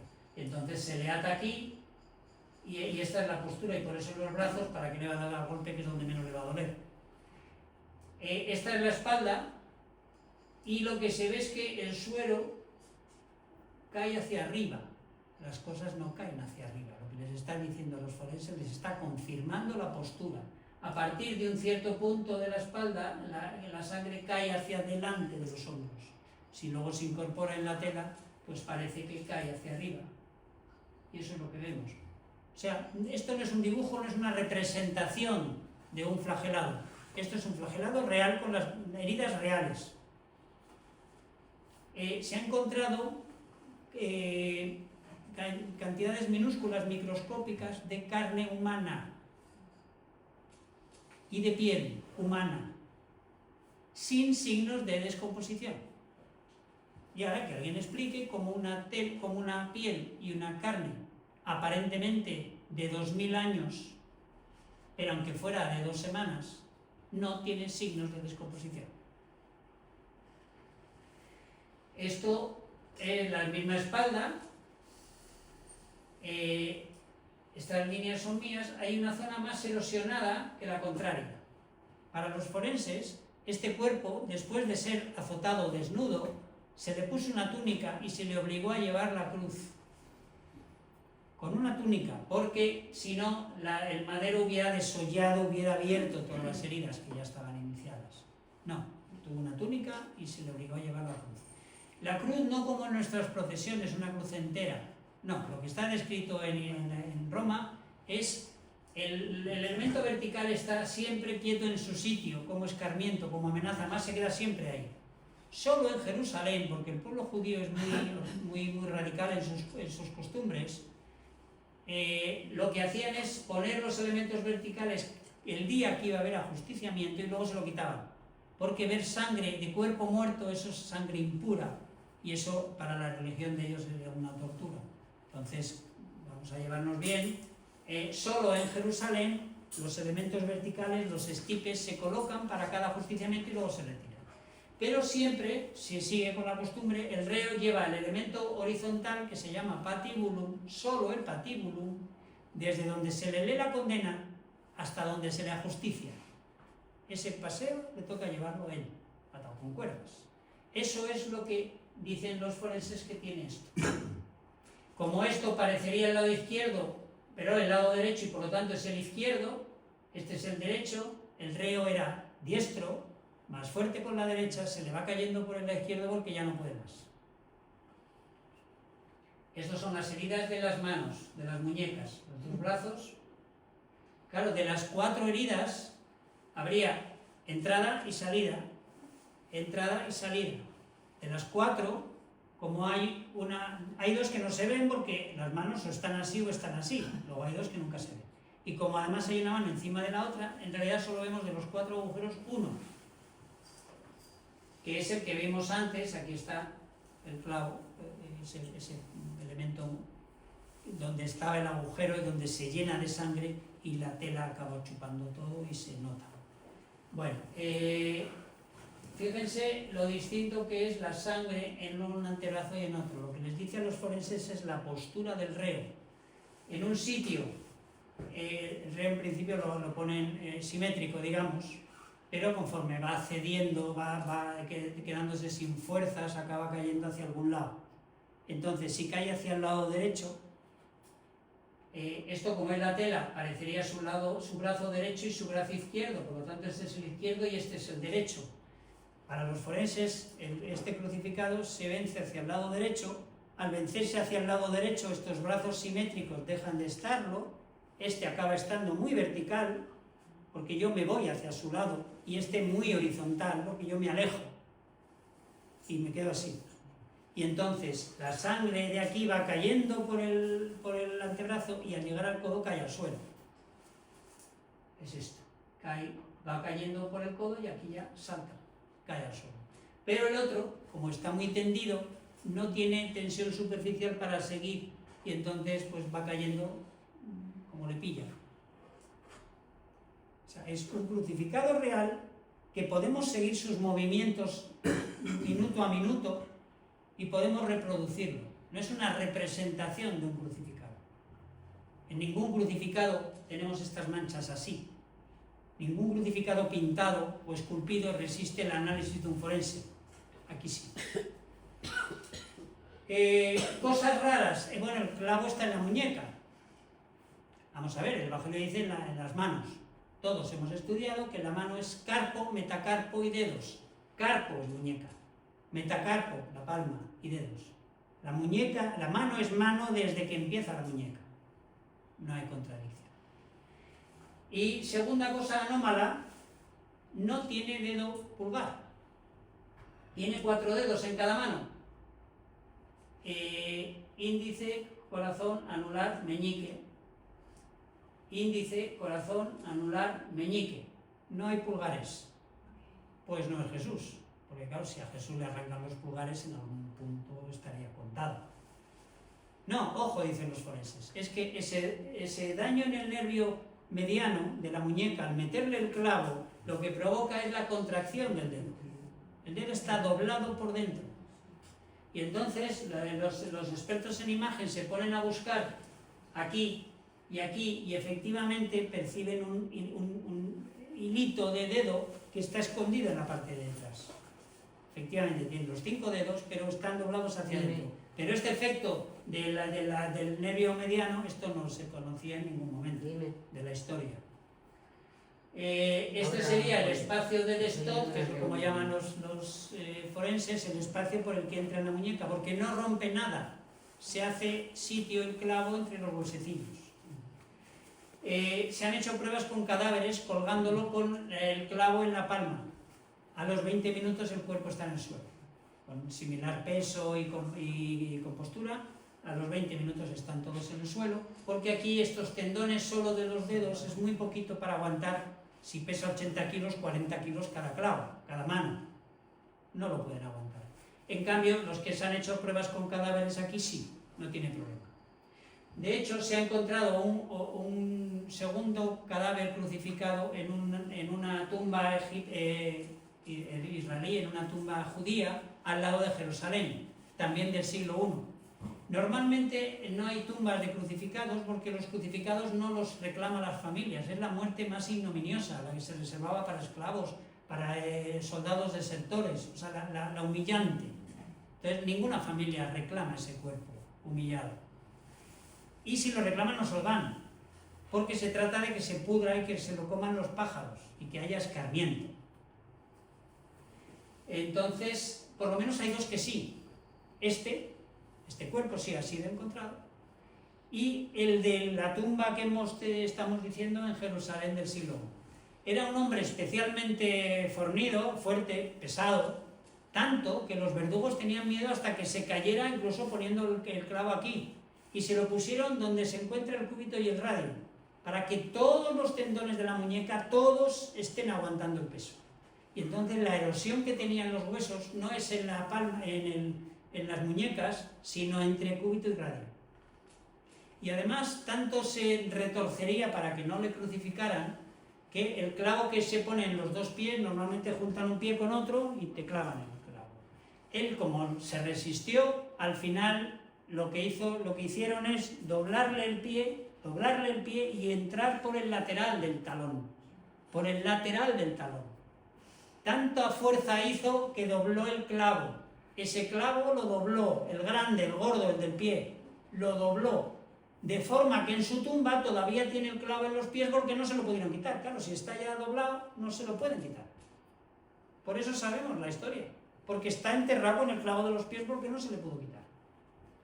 Pero nos sirve para encontrar un segundo crucificado con clavos. Estos son los pies, la parte de atrás. Vean cómo hay una pierna más larga que la otra. Pues si el crucificado es así, pues le ponemos el apoyo y nada. Aparentemente esto es la pierna izquierda, vista desde atrás, y la derecha, por lo tanto ya sabemos que es al revés. Esta es la derecha. ¿Qué quiere decir para los forenses? El pie derecho está detrás, y el pie izquierdo se le dobla y se le pone delante. Y se le atraviesa con el clavo grande los dos, ¿vale? Así. Se le deja colgado, al final se le descuelga, acaba teniendo rigor mortis. Y entonces con el rigor mortis se queda con una pierna doblada. Por lo tanto, lo que estamos viendo aquí es una prueba de rigor mortis. Es un cuerpo real que ha muerto. Y además ha muerto estando crucificado. Y estando crucificado con esos clavos que hemos visto ahí. Y por eso tiene una pierna doblada, flexionada, y la otra no.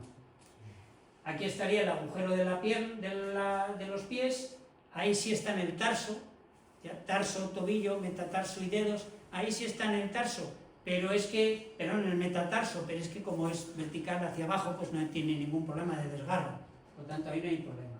Si vemos aquí el cuerpo de espaldas, si nosotros nos ponemos delante del espejo y tenemos como un eje que pasa por el centro de nuestro cuerpo y acaba en el medio de los dos pies. Si delante del espejo, les estoy poniendo muchos deberes, la de el fruncir el ceño y ahora esto. Se ponen delante de un espejo simétrico, un eje de simetría que va por todo el eje de su cuerpo. Si se van hacia uno de los lados, da igual el que sea, hasta que puedan levantar un pie, esa línea vertical que pasa por el centro del cuerpo va al punto de apoyo. Ya no va en medio de los dos pies, va al punto de apoyo. Es física, no puede hacerse de otra manera.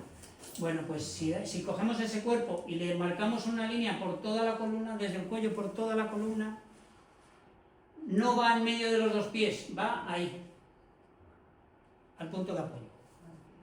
Para forenses, o sea, es que es un crucificado de verdad, es que no es una representación. Esto es un cuerpo de verdad que le pasó todo lo que vemos que le pasó. Y le pasó de verdad. No tiene fallo. No hay ninguna pintura, escultura, nada que resista un análisis de este tipo. La última herida es la del pecho. Este sería aparentemente el lado izquierdo y por lo tanto es el derecho. Nuestro falsificador favorito, oye, vamos a ver, el Evangelio dice lanzada en el corazón está a la izquierda. Casi todas las representaciones de crucificado tienen la herida del pecho a la izquierda. Esto no es genérico, hay muchas a la derecha, pero mayoritariamente a la izquierda, no, este a la derecha. Este todo raro. Bueno, aquí vemos perfectamente la lanza que entró por el costado. Es una lanza real. Y esto es esto que el Evangelio dice que por el pecho salió sangre y agua. Otra vez el cura de mi colegio decía, bueno, eso es una forma de expresar lo mismo que Jesús derramó hasta la última gota de sangre por nosotros. No, pater, no.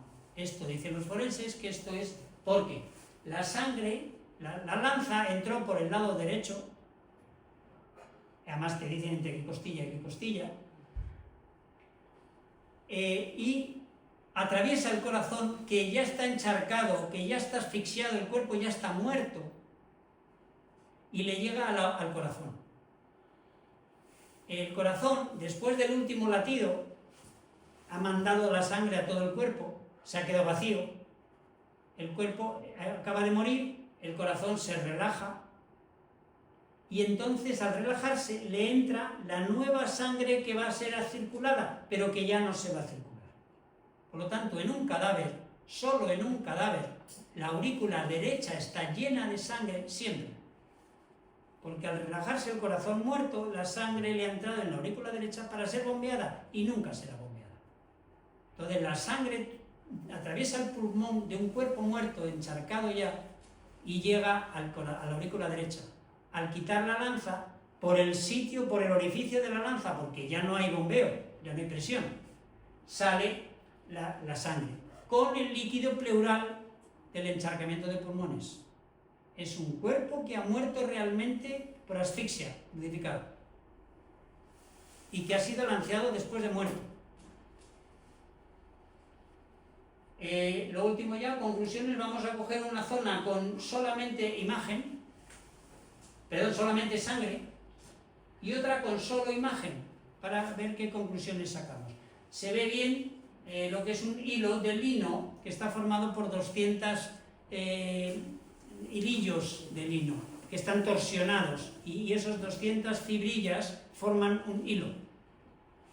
Bueno, pues aquí en la zona del manchurrón, una cosa que extraña a los forenses, que no se habían dado cuenta al principio, es que no hay desgarro. Si nosotros nos hacemos una herida con sangre y nos ponemos una gasa, y cuando seca separamos la gasa de la herida, parte de la costra nos la llevamos con la gasa, porque ya han formado cuerpo. Y un deshilachado de la gasa se queda en el resto de costra. La costra se rompe por el desgarro. Aquí no hay nada de eso. Para los forenses, no me diga usted cómo, pero el cuerpo desaparece de dentro de la tela, pero sin separación física. Nadie estira de la tela y se la quita. No hay desgarro. Todos los hilos, aquí en la zona de sangre, más manchurrón que sangre, de este no hay. Todos los hilos están perfectamente peinados. O sea, si ya un hilo de lino no es para mucho, pues claro, cada fibrilla de lino todavía menos. Pues ninguna está rota. Ninguna, en ningún sitio por mucha sangre que tenga. No hay desgarro entre el cuerpo y venda, tela. La sangre lo analizan los forenses, la sangre en algunos sitios es de ser vivo, de cuerpo vivo, pero en otras es de cuerpo muerto, que ya hay un tema de coagulación. ¿Y dónde está la de cuerpo muerto? Está en el pecho. Y está en las heridas del pie, que por gravedad, claro, va saliendo también. En el pecho y es sangre de cuerpo muerto y en el pie. Todas las demás son o arteriales o venosas y se distinguen. Y cada una tiene que ver con la vena o la arteria afectada. O sea, para los forenses esto es un cuerpo de verdad que ha sufrido todas estas torturas. No es una representación. La sangre se analiza y es del grupo AB. ¿Alguien aquí es AB? Es que siempre hay alguien, porque en la media mundial... Yo tengo una vez. Pues ya tenemos dos, estamos en la media, incluso aquí un poco mejor que la media.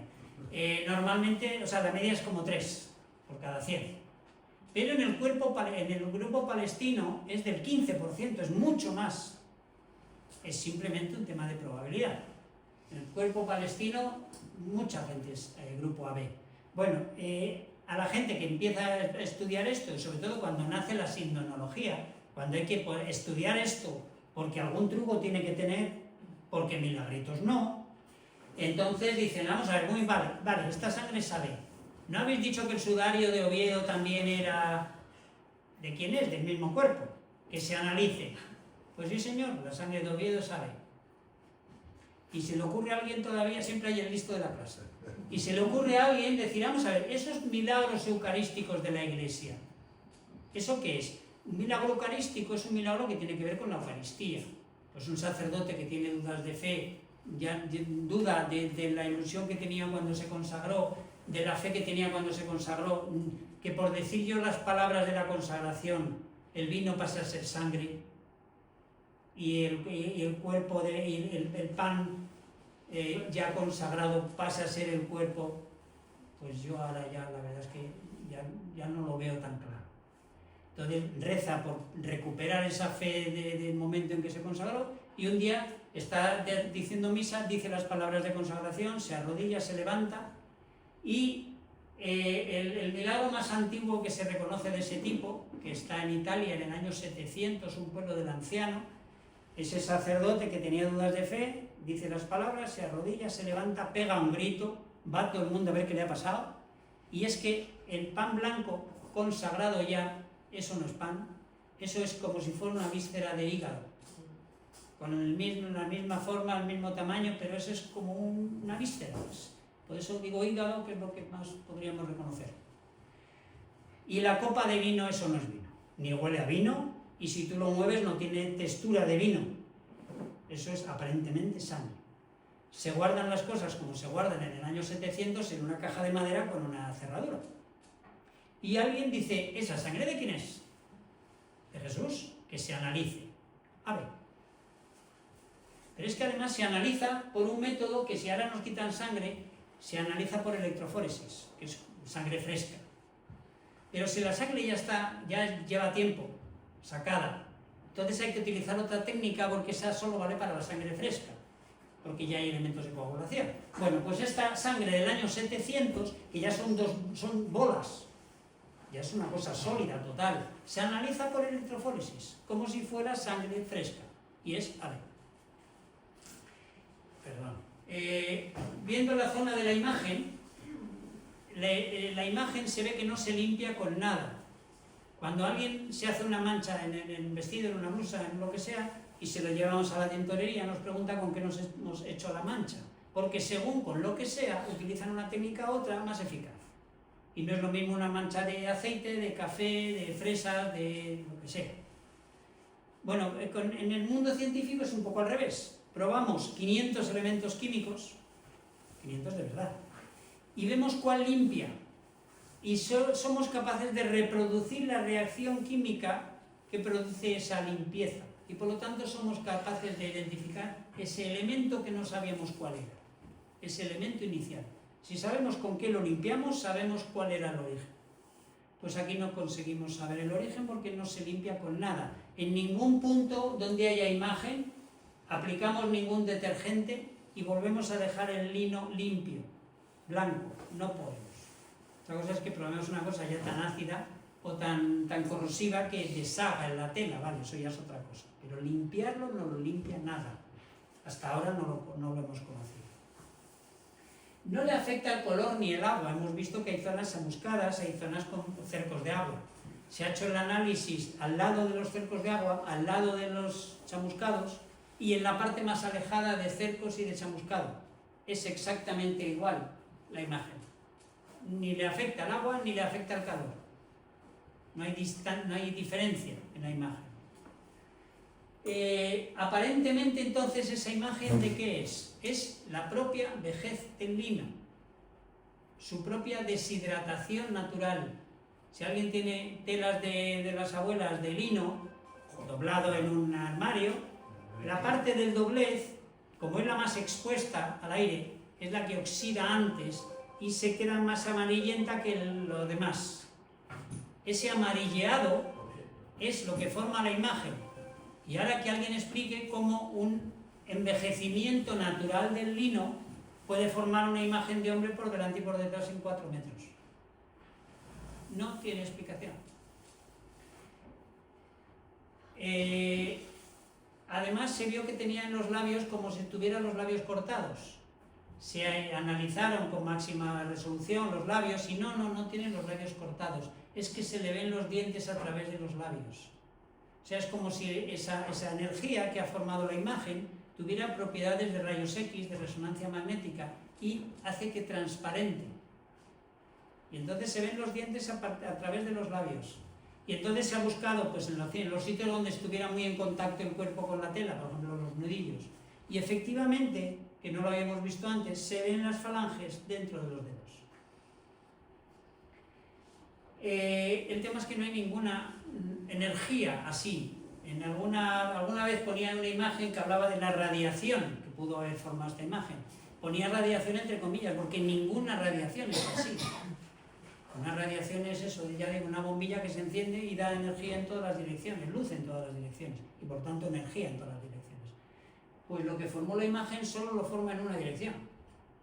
Hemos dicho, imagen de espalda, imagen de pecho, pero la tela que envuelve, de los laterales no hay imagen, de la cabeza no hay imagen.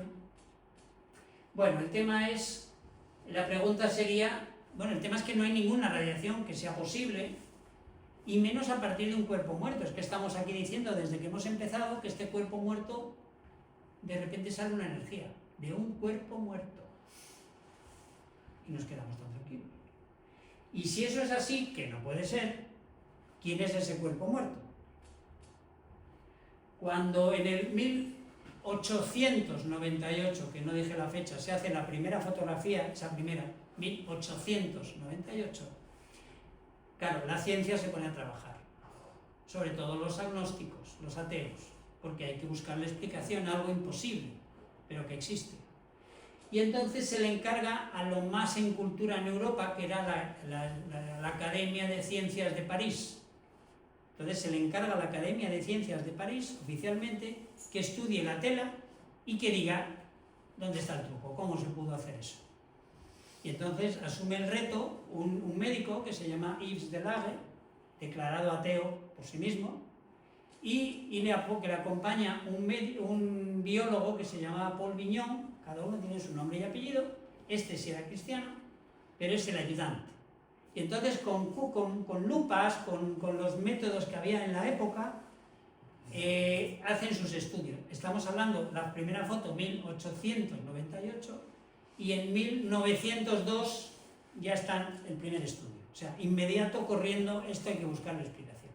Entonces se reúne a la Academia de Ciencias de París y Paul Vignon y, sobre todo, Yves Delage, empieza a contar todo lo que ha hecho, que es algo parecido a los estudios que hemos estado viendo un poco de imágenes y esto porque pudo ser y esto porque pudo ser. Y entonces va analizando todas las imágenes y al final su conclusión es, señores, solo hay una persona de la que esté escrito en toda la humanidad que haya sido golpeado, flagelado, coronado de espinas, crucificado, con clavos, lanceado después de muerto, enterrado precipitadamente. Solo uno, Jesús de Nazaret. Y se levanta el secretario furibundo, el secretario de la Academia de Ciencias: bajo mi responsabilidad jamás será puesto ese nombre al pie de su conferencia. O sea, es inadmisible que hable usted de Jesús de Nazaret. Y entonces, bueno, poco menos que le persiguen a pedradas. Él escribe poco después un artículo en una revista científica y entonces cuenta todo y dice: señores, al final, dice, yo soy ateo, pero soy científico y cuento lo que veo. Y nadie puede negar, ningún ateo puede negar la historicidad de un señor que se llamó Jesús de Nazaret.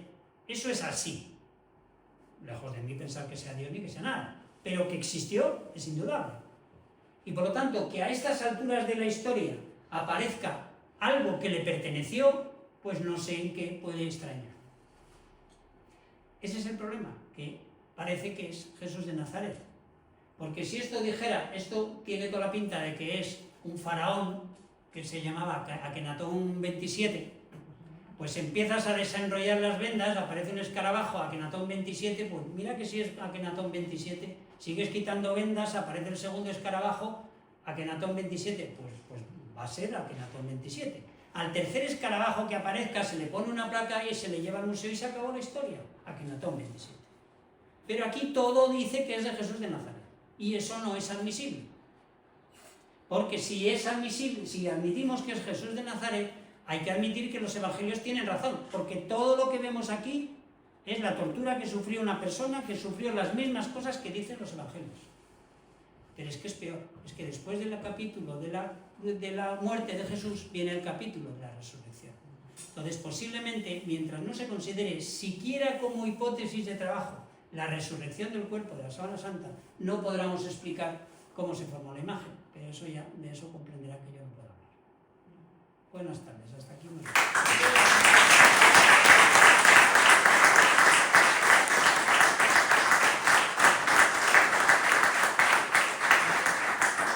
Es muy tarde, la conferencia ha acabado, el que se tenga que ir a lo que sea que se vaya, pero no quiero que alguien se quede con dudas de algo que haya oído, que haya leído, que le han contado y que yo no he contado, o que yo he contado de otra manera, o lo que sea. Por lo tanto, el que quiera dudas, lo que ustedes. Sí, bueno, ante todo agradecerle su conferencia. Yo soy un ferviente creyente de la Sábana Santa. Ya el padre Jorge Lori escribió de y no, con curiosidad, pues, en YouTube, en Internet, pues siempre te crea cosas y tal. Y entonces había dos dudas que creo, yo estoy equivocado, que más la gente le está poniendo a la sabra. Una era lo del método de carbono 14, que efectivamente después dice que ha salido, que la muestra está mal cogida, etc. Y la segunda, también he visto en unos documentales, es que si eso es una radiación con la sábana puesta delante del rostro, al ser en la parte más interna de las mejillas y proyectarse en todas las direcciones, saldría una imagen deformada. Claro. Pero esa es la duda mía. Bueno, eso parece... Ustedes tíndense la cara, como cuando hacemos cosas con los niños en el colegio, nos ponemos colorines en la cara y nos ponemos una tela. Y luego esa tela la enseñamos. Al enseñarla, nuestra cara, preciosa y perfecta y no sé qué, si extendemos, claro, la cara es un globo, porque todo este lateral se queda así, hinchado. Sí, Eso sí. no existe. Solo hay imagen frontal, como una proyección. Lo que pasa es que argumentaban que por eso pudiera ser algún dato de falsedad, porque lo lógico sería salir deformada. Sin embargo, no salió. Si fuera pintura, si fuera lo que sea, sí, pero no debe ser pintura, primero porque no hay pintura, Ni radiación. y segundo porque no hay nada de esto. Esa deformación que tendría no la tiene. Luego busque otra explicación usted, porque solo forma imagen por delante y Por por la parte detrás. perpendicular, efectivamente. ¿Y eso es razonable? No, no es razonable, pero es lo que es. ¿Alguna pregunta más? Sí, de los estudios que hizo la NASA, ¿qué conclusión sacaron? Porque en la NASA hicieron unas exploraciones científicas buenas, ¿no? A ver, primera precisión que le voy a hacer. La NASA no estudió nada. Lo que pasa es que este grupo STUR que he dicho de científicos americanos, los dos que lo dirigían, dos científicos, eran de la NASA. Dos científicos, o sea, que los no, jefes. Sí. Y por lo tanto, mucha gente se queda con la idea de que la NASA hizo. No, la NASA no hizo nada. La NASA como institución. Pero los dos directores, y además eran dos, eran de la NASA. Primera apreciación, porque la NASA enseguida dice, no, que yo no hice nada. Bueno, y este grupo STUR era eso, y es todo lo que he contado de la figura con el VP8, de las fotografías por transparencia, del ordenador que dice que sudo sangre, todo eso es de la NASA. Vamos, de la NASA, del grupo STUR, que estaba dirigida por dos personas de la NASA. De esas dos personas, uno se llama John Jackson y sigue trabajando al día de hoy con la Sábana Santa. Y claro, se entiende que es por la máxima eminencia de Sábana Santa. Es de Estados Unidos, de Colorado. Ha venido ya 3 veces a Coria porque está muy interesado en el mantel de Coria, eso es una conferencia. Y sigue estudiando la tela de la Sábana Santa. Y es el que tiene la colección de fotografías y de pruebas y de cosas más grandes del mundo porque es el que dirigió el momento donde se hicieron más. ¿Alguna otra pregunta? Todo lo que has dicho sobre las especificaciones del cuerpo, sobre, por ejemplo, por qué no se ve los lados, radiación no puede ser, porque radiación quema. Radiación como nosotros tenemos, como no nosotros conocemos, no. No puede Por ser. eso ya he dicho que yo a veces ponía una que decía, ¿qué sabemos de la radiación? Y ponía de radiación entre comillas. Sí, quema. Porque le tenemos que poner alguna palabra para llamarle, pero no hay ninguna radiación. Hoy actualmente ya existen ordenadores cuánticos. Los ordenadores cuánticos intentan hacer un ámbito, un ambiente a bajas temperaturas para que todas las partículas atómicas y subatómicas se hagan en coherencia cuántica. Nosotros existimos porque existe una decoherencia cuántica. Es decir, yo me diferencio de la pared físicamente porque la pared actúa sobre mí y yo actúo sobre ella, de tal manera que nosotros físicamente tenemos figura por lo que hay a nuestro alrededor, que todo interactúa cuánticamente.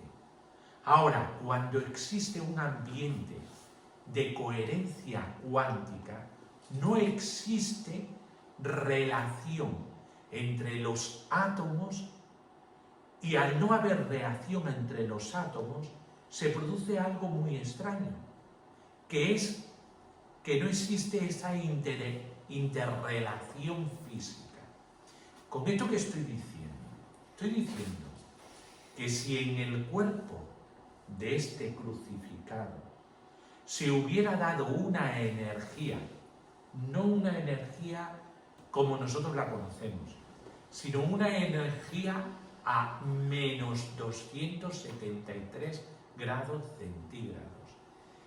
El cuerpo saldría de la sábana y explicaría que no haya figura en los lados, como atravesándola sin más, sin ninguna interacción entre todos los átomos que hay alrededor, ni los átomos de la sábana, ni los átomos de la cueva donde estuviera metido. Nada, saldría como así. No habría ruptura porque no hay interacciones. No habría ruptura de la sangre y de lo que acaba de describir, estaba describiendo lo que se produce en un ordenador cuántico. Vale, Pero, Sí, sigue. yo creo que ha tenido que haber una interacción, porque se ha encontrado sangre en la sábana. Sí, claro. Ha habido una interacción. Claro. Lo que pasa es que hay dos cosas distintas. Una cosa es la sangre y otra es la imagen del cuerpo. El sudario de Oviedo tiene sangre y no tiene imagen del cuerpo. La sangre solo con que haya contacto ya la tela lo chupa. El misterio es la imagen, no la La sangre. tela tiene sangre desde el momento en que se le coloca al cuerpo. Ni resurrección ni nada. En el mismo momento en que se le coloque ya tiene sangre, Se mancha. porque estaba en el cuerpo y por lo tanto Se mancha. La tela lo absorbe. Luego esa primera parte no tiene que ver con lo demás. El problema es el cuerpo. Y el cuerpo no puede ser por la energía. El cuerpo en algún momento despide una energía, nos dice el grupo Sturm, energía que no sabemos definir porque no es lo que nosotros llamamos radiación, eso no es, pero energía de alguna manera sí es. Pero esa energía no produce quemadura en la tela, porque en la tela ese amarilleo que yo explico mucho, ojo, parece que, pero no es quemadura, no hay nada de combustión. Pero, claro, si esa figura, como dices, sale por arriba, ¿qué pasa con la tela de abajo? Sí, Porque la imagen es igual si lo que ocurre arriba y lo que ocurre abajo es distinto. sí, porque es que en el momento en el que se produce esto, se produce como, ¿cómo decirte? Como un colapso del espacio y del tiempo, de tal manera que hace que la tela refleje yo lo voy a decir con mis palabras, ¿verdad? Aunque no es exacto, como un cómputo espaciotemporal distinto, es decir, como si hubiera envejecido la tela y hubiera cubierto un espacio-tiempo distinto. Pero eso seguiría sin explicar por qué tiene la forma. El envejecimiento de la tela sí es la culpable de que haya una figura, una imagen, un amarillado. Un amarillado. Sí, pero de la imagen no. Sí, de la imagen también. Yo tengo mi teoría de cómo se formó la tela, la imagen, y tiene que ver bastante con cosas que ustedes están diciendo, pero es más complejo y esa conferencia es otra y esa no me la doy. Porque yo aquí hablo en nombre del Centro Español de Sindonología y el Centro Español de Sindonología no puede hablar de resurrecciones y de cosas alegremente. Cuando antes ha citado al padre Loring, el padre Loring, la mayoría de la gente mayor, mis padres, lo que conocen de la tela de la sábana santa es por el padre Loring, que era la primera persona que empezó a dar conferencias sobre eso. Ya murió, era un jesuita y tenía un vozarrón estupendísimo. Y él hablaba de la verdad, la tela es la verdadera prueba de la resurrección del Señor. No, dicho así, no. No es prueba de nada, ya lo hemos dicho, pero desde luego es lo que se parece más. Pero bueno, el tema es, si hay alguna teoría de cómo se pudo formar la imagen, tiene algo que ver con lo que usted está contando, que no crea que la acabo de entender del todo, pero en algo sí, y tiene algo que ver con eso, pero nos tenemos que ir a cosas muy raritas, porque no es una energía normal. Primero, una energía que sale de un cuerpo muerto. Primera cosa a explicar. De dentro a afuera. Una energía de dentro a afuera, de un cuerpo que está muerto, que tiene rigor mortis, que tiene sangre coagulada, que tiene todo eso, No puede haber. energía, ¿produce energía? No Pues puede. me lo explique, porque yo no lo entiendo. Lo que sé es que se produjo. No lo entiendo, pero se produjo. Sí. Por eso digo, hasta que no se coja como hipótesis de trabajo esa posibilidad de resurrección, pero claro, ¿quién maneja esa hipótesis? ¿Qué sabemos de la resurrección? Cualquier cosa que nos podamos imaginar, que nuestra imaginación es grande, sigue siendo imaginación. Saber, no sabemos. Ahí entra la Pero fe. evidentemente, mira, Ahí entra la fe. Es que ahora sí se sabe.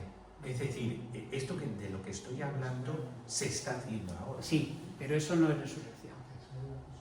Ya. Lo que pasa es que entiendo que lo que dices que es de lo que conocemos, lo que se parece más a ese efecto. Eso es Perfecto. lo que quiero decir. Perfecto, pero sigue sin ser resurrección. Lo que pasa es que es de lo que nosotros conocemos lo que se parece más. Vale. Y a lo mejor dentro de 20 años todavía sabremos más. Más. Y seguiremos sin saber esto. Claro.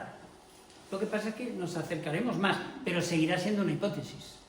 Porque toda nuestra hipótesis sale de que un cuerpo que está muerto de repente resucita. ¡Hala! Explícalo. Bueno, yo creo Sigue vigente el impuesto. Cristo es Dios, ¿no? Entonces ahí ya... Sí, pero eso, yo de eso no hablo. Eso No hay problema, no hay problema. Pero ahí ya la fe, ahí tiene que empezar. Sigue trabajando el grupo Scout, sigue vigente. No, el grupo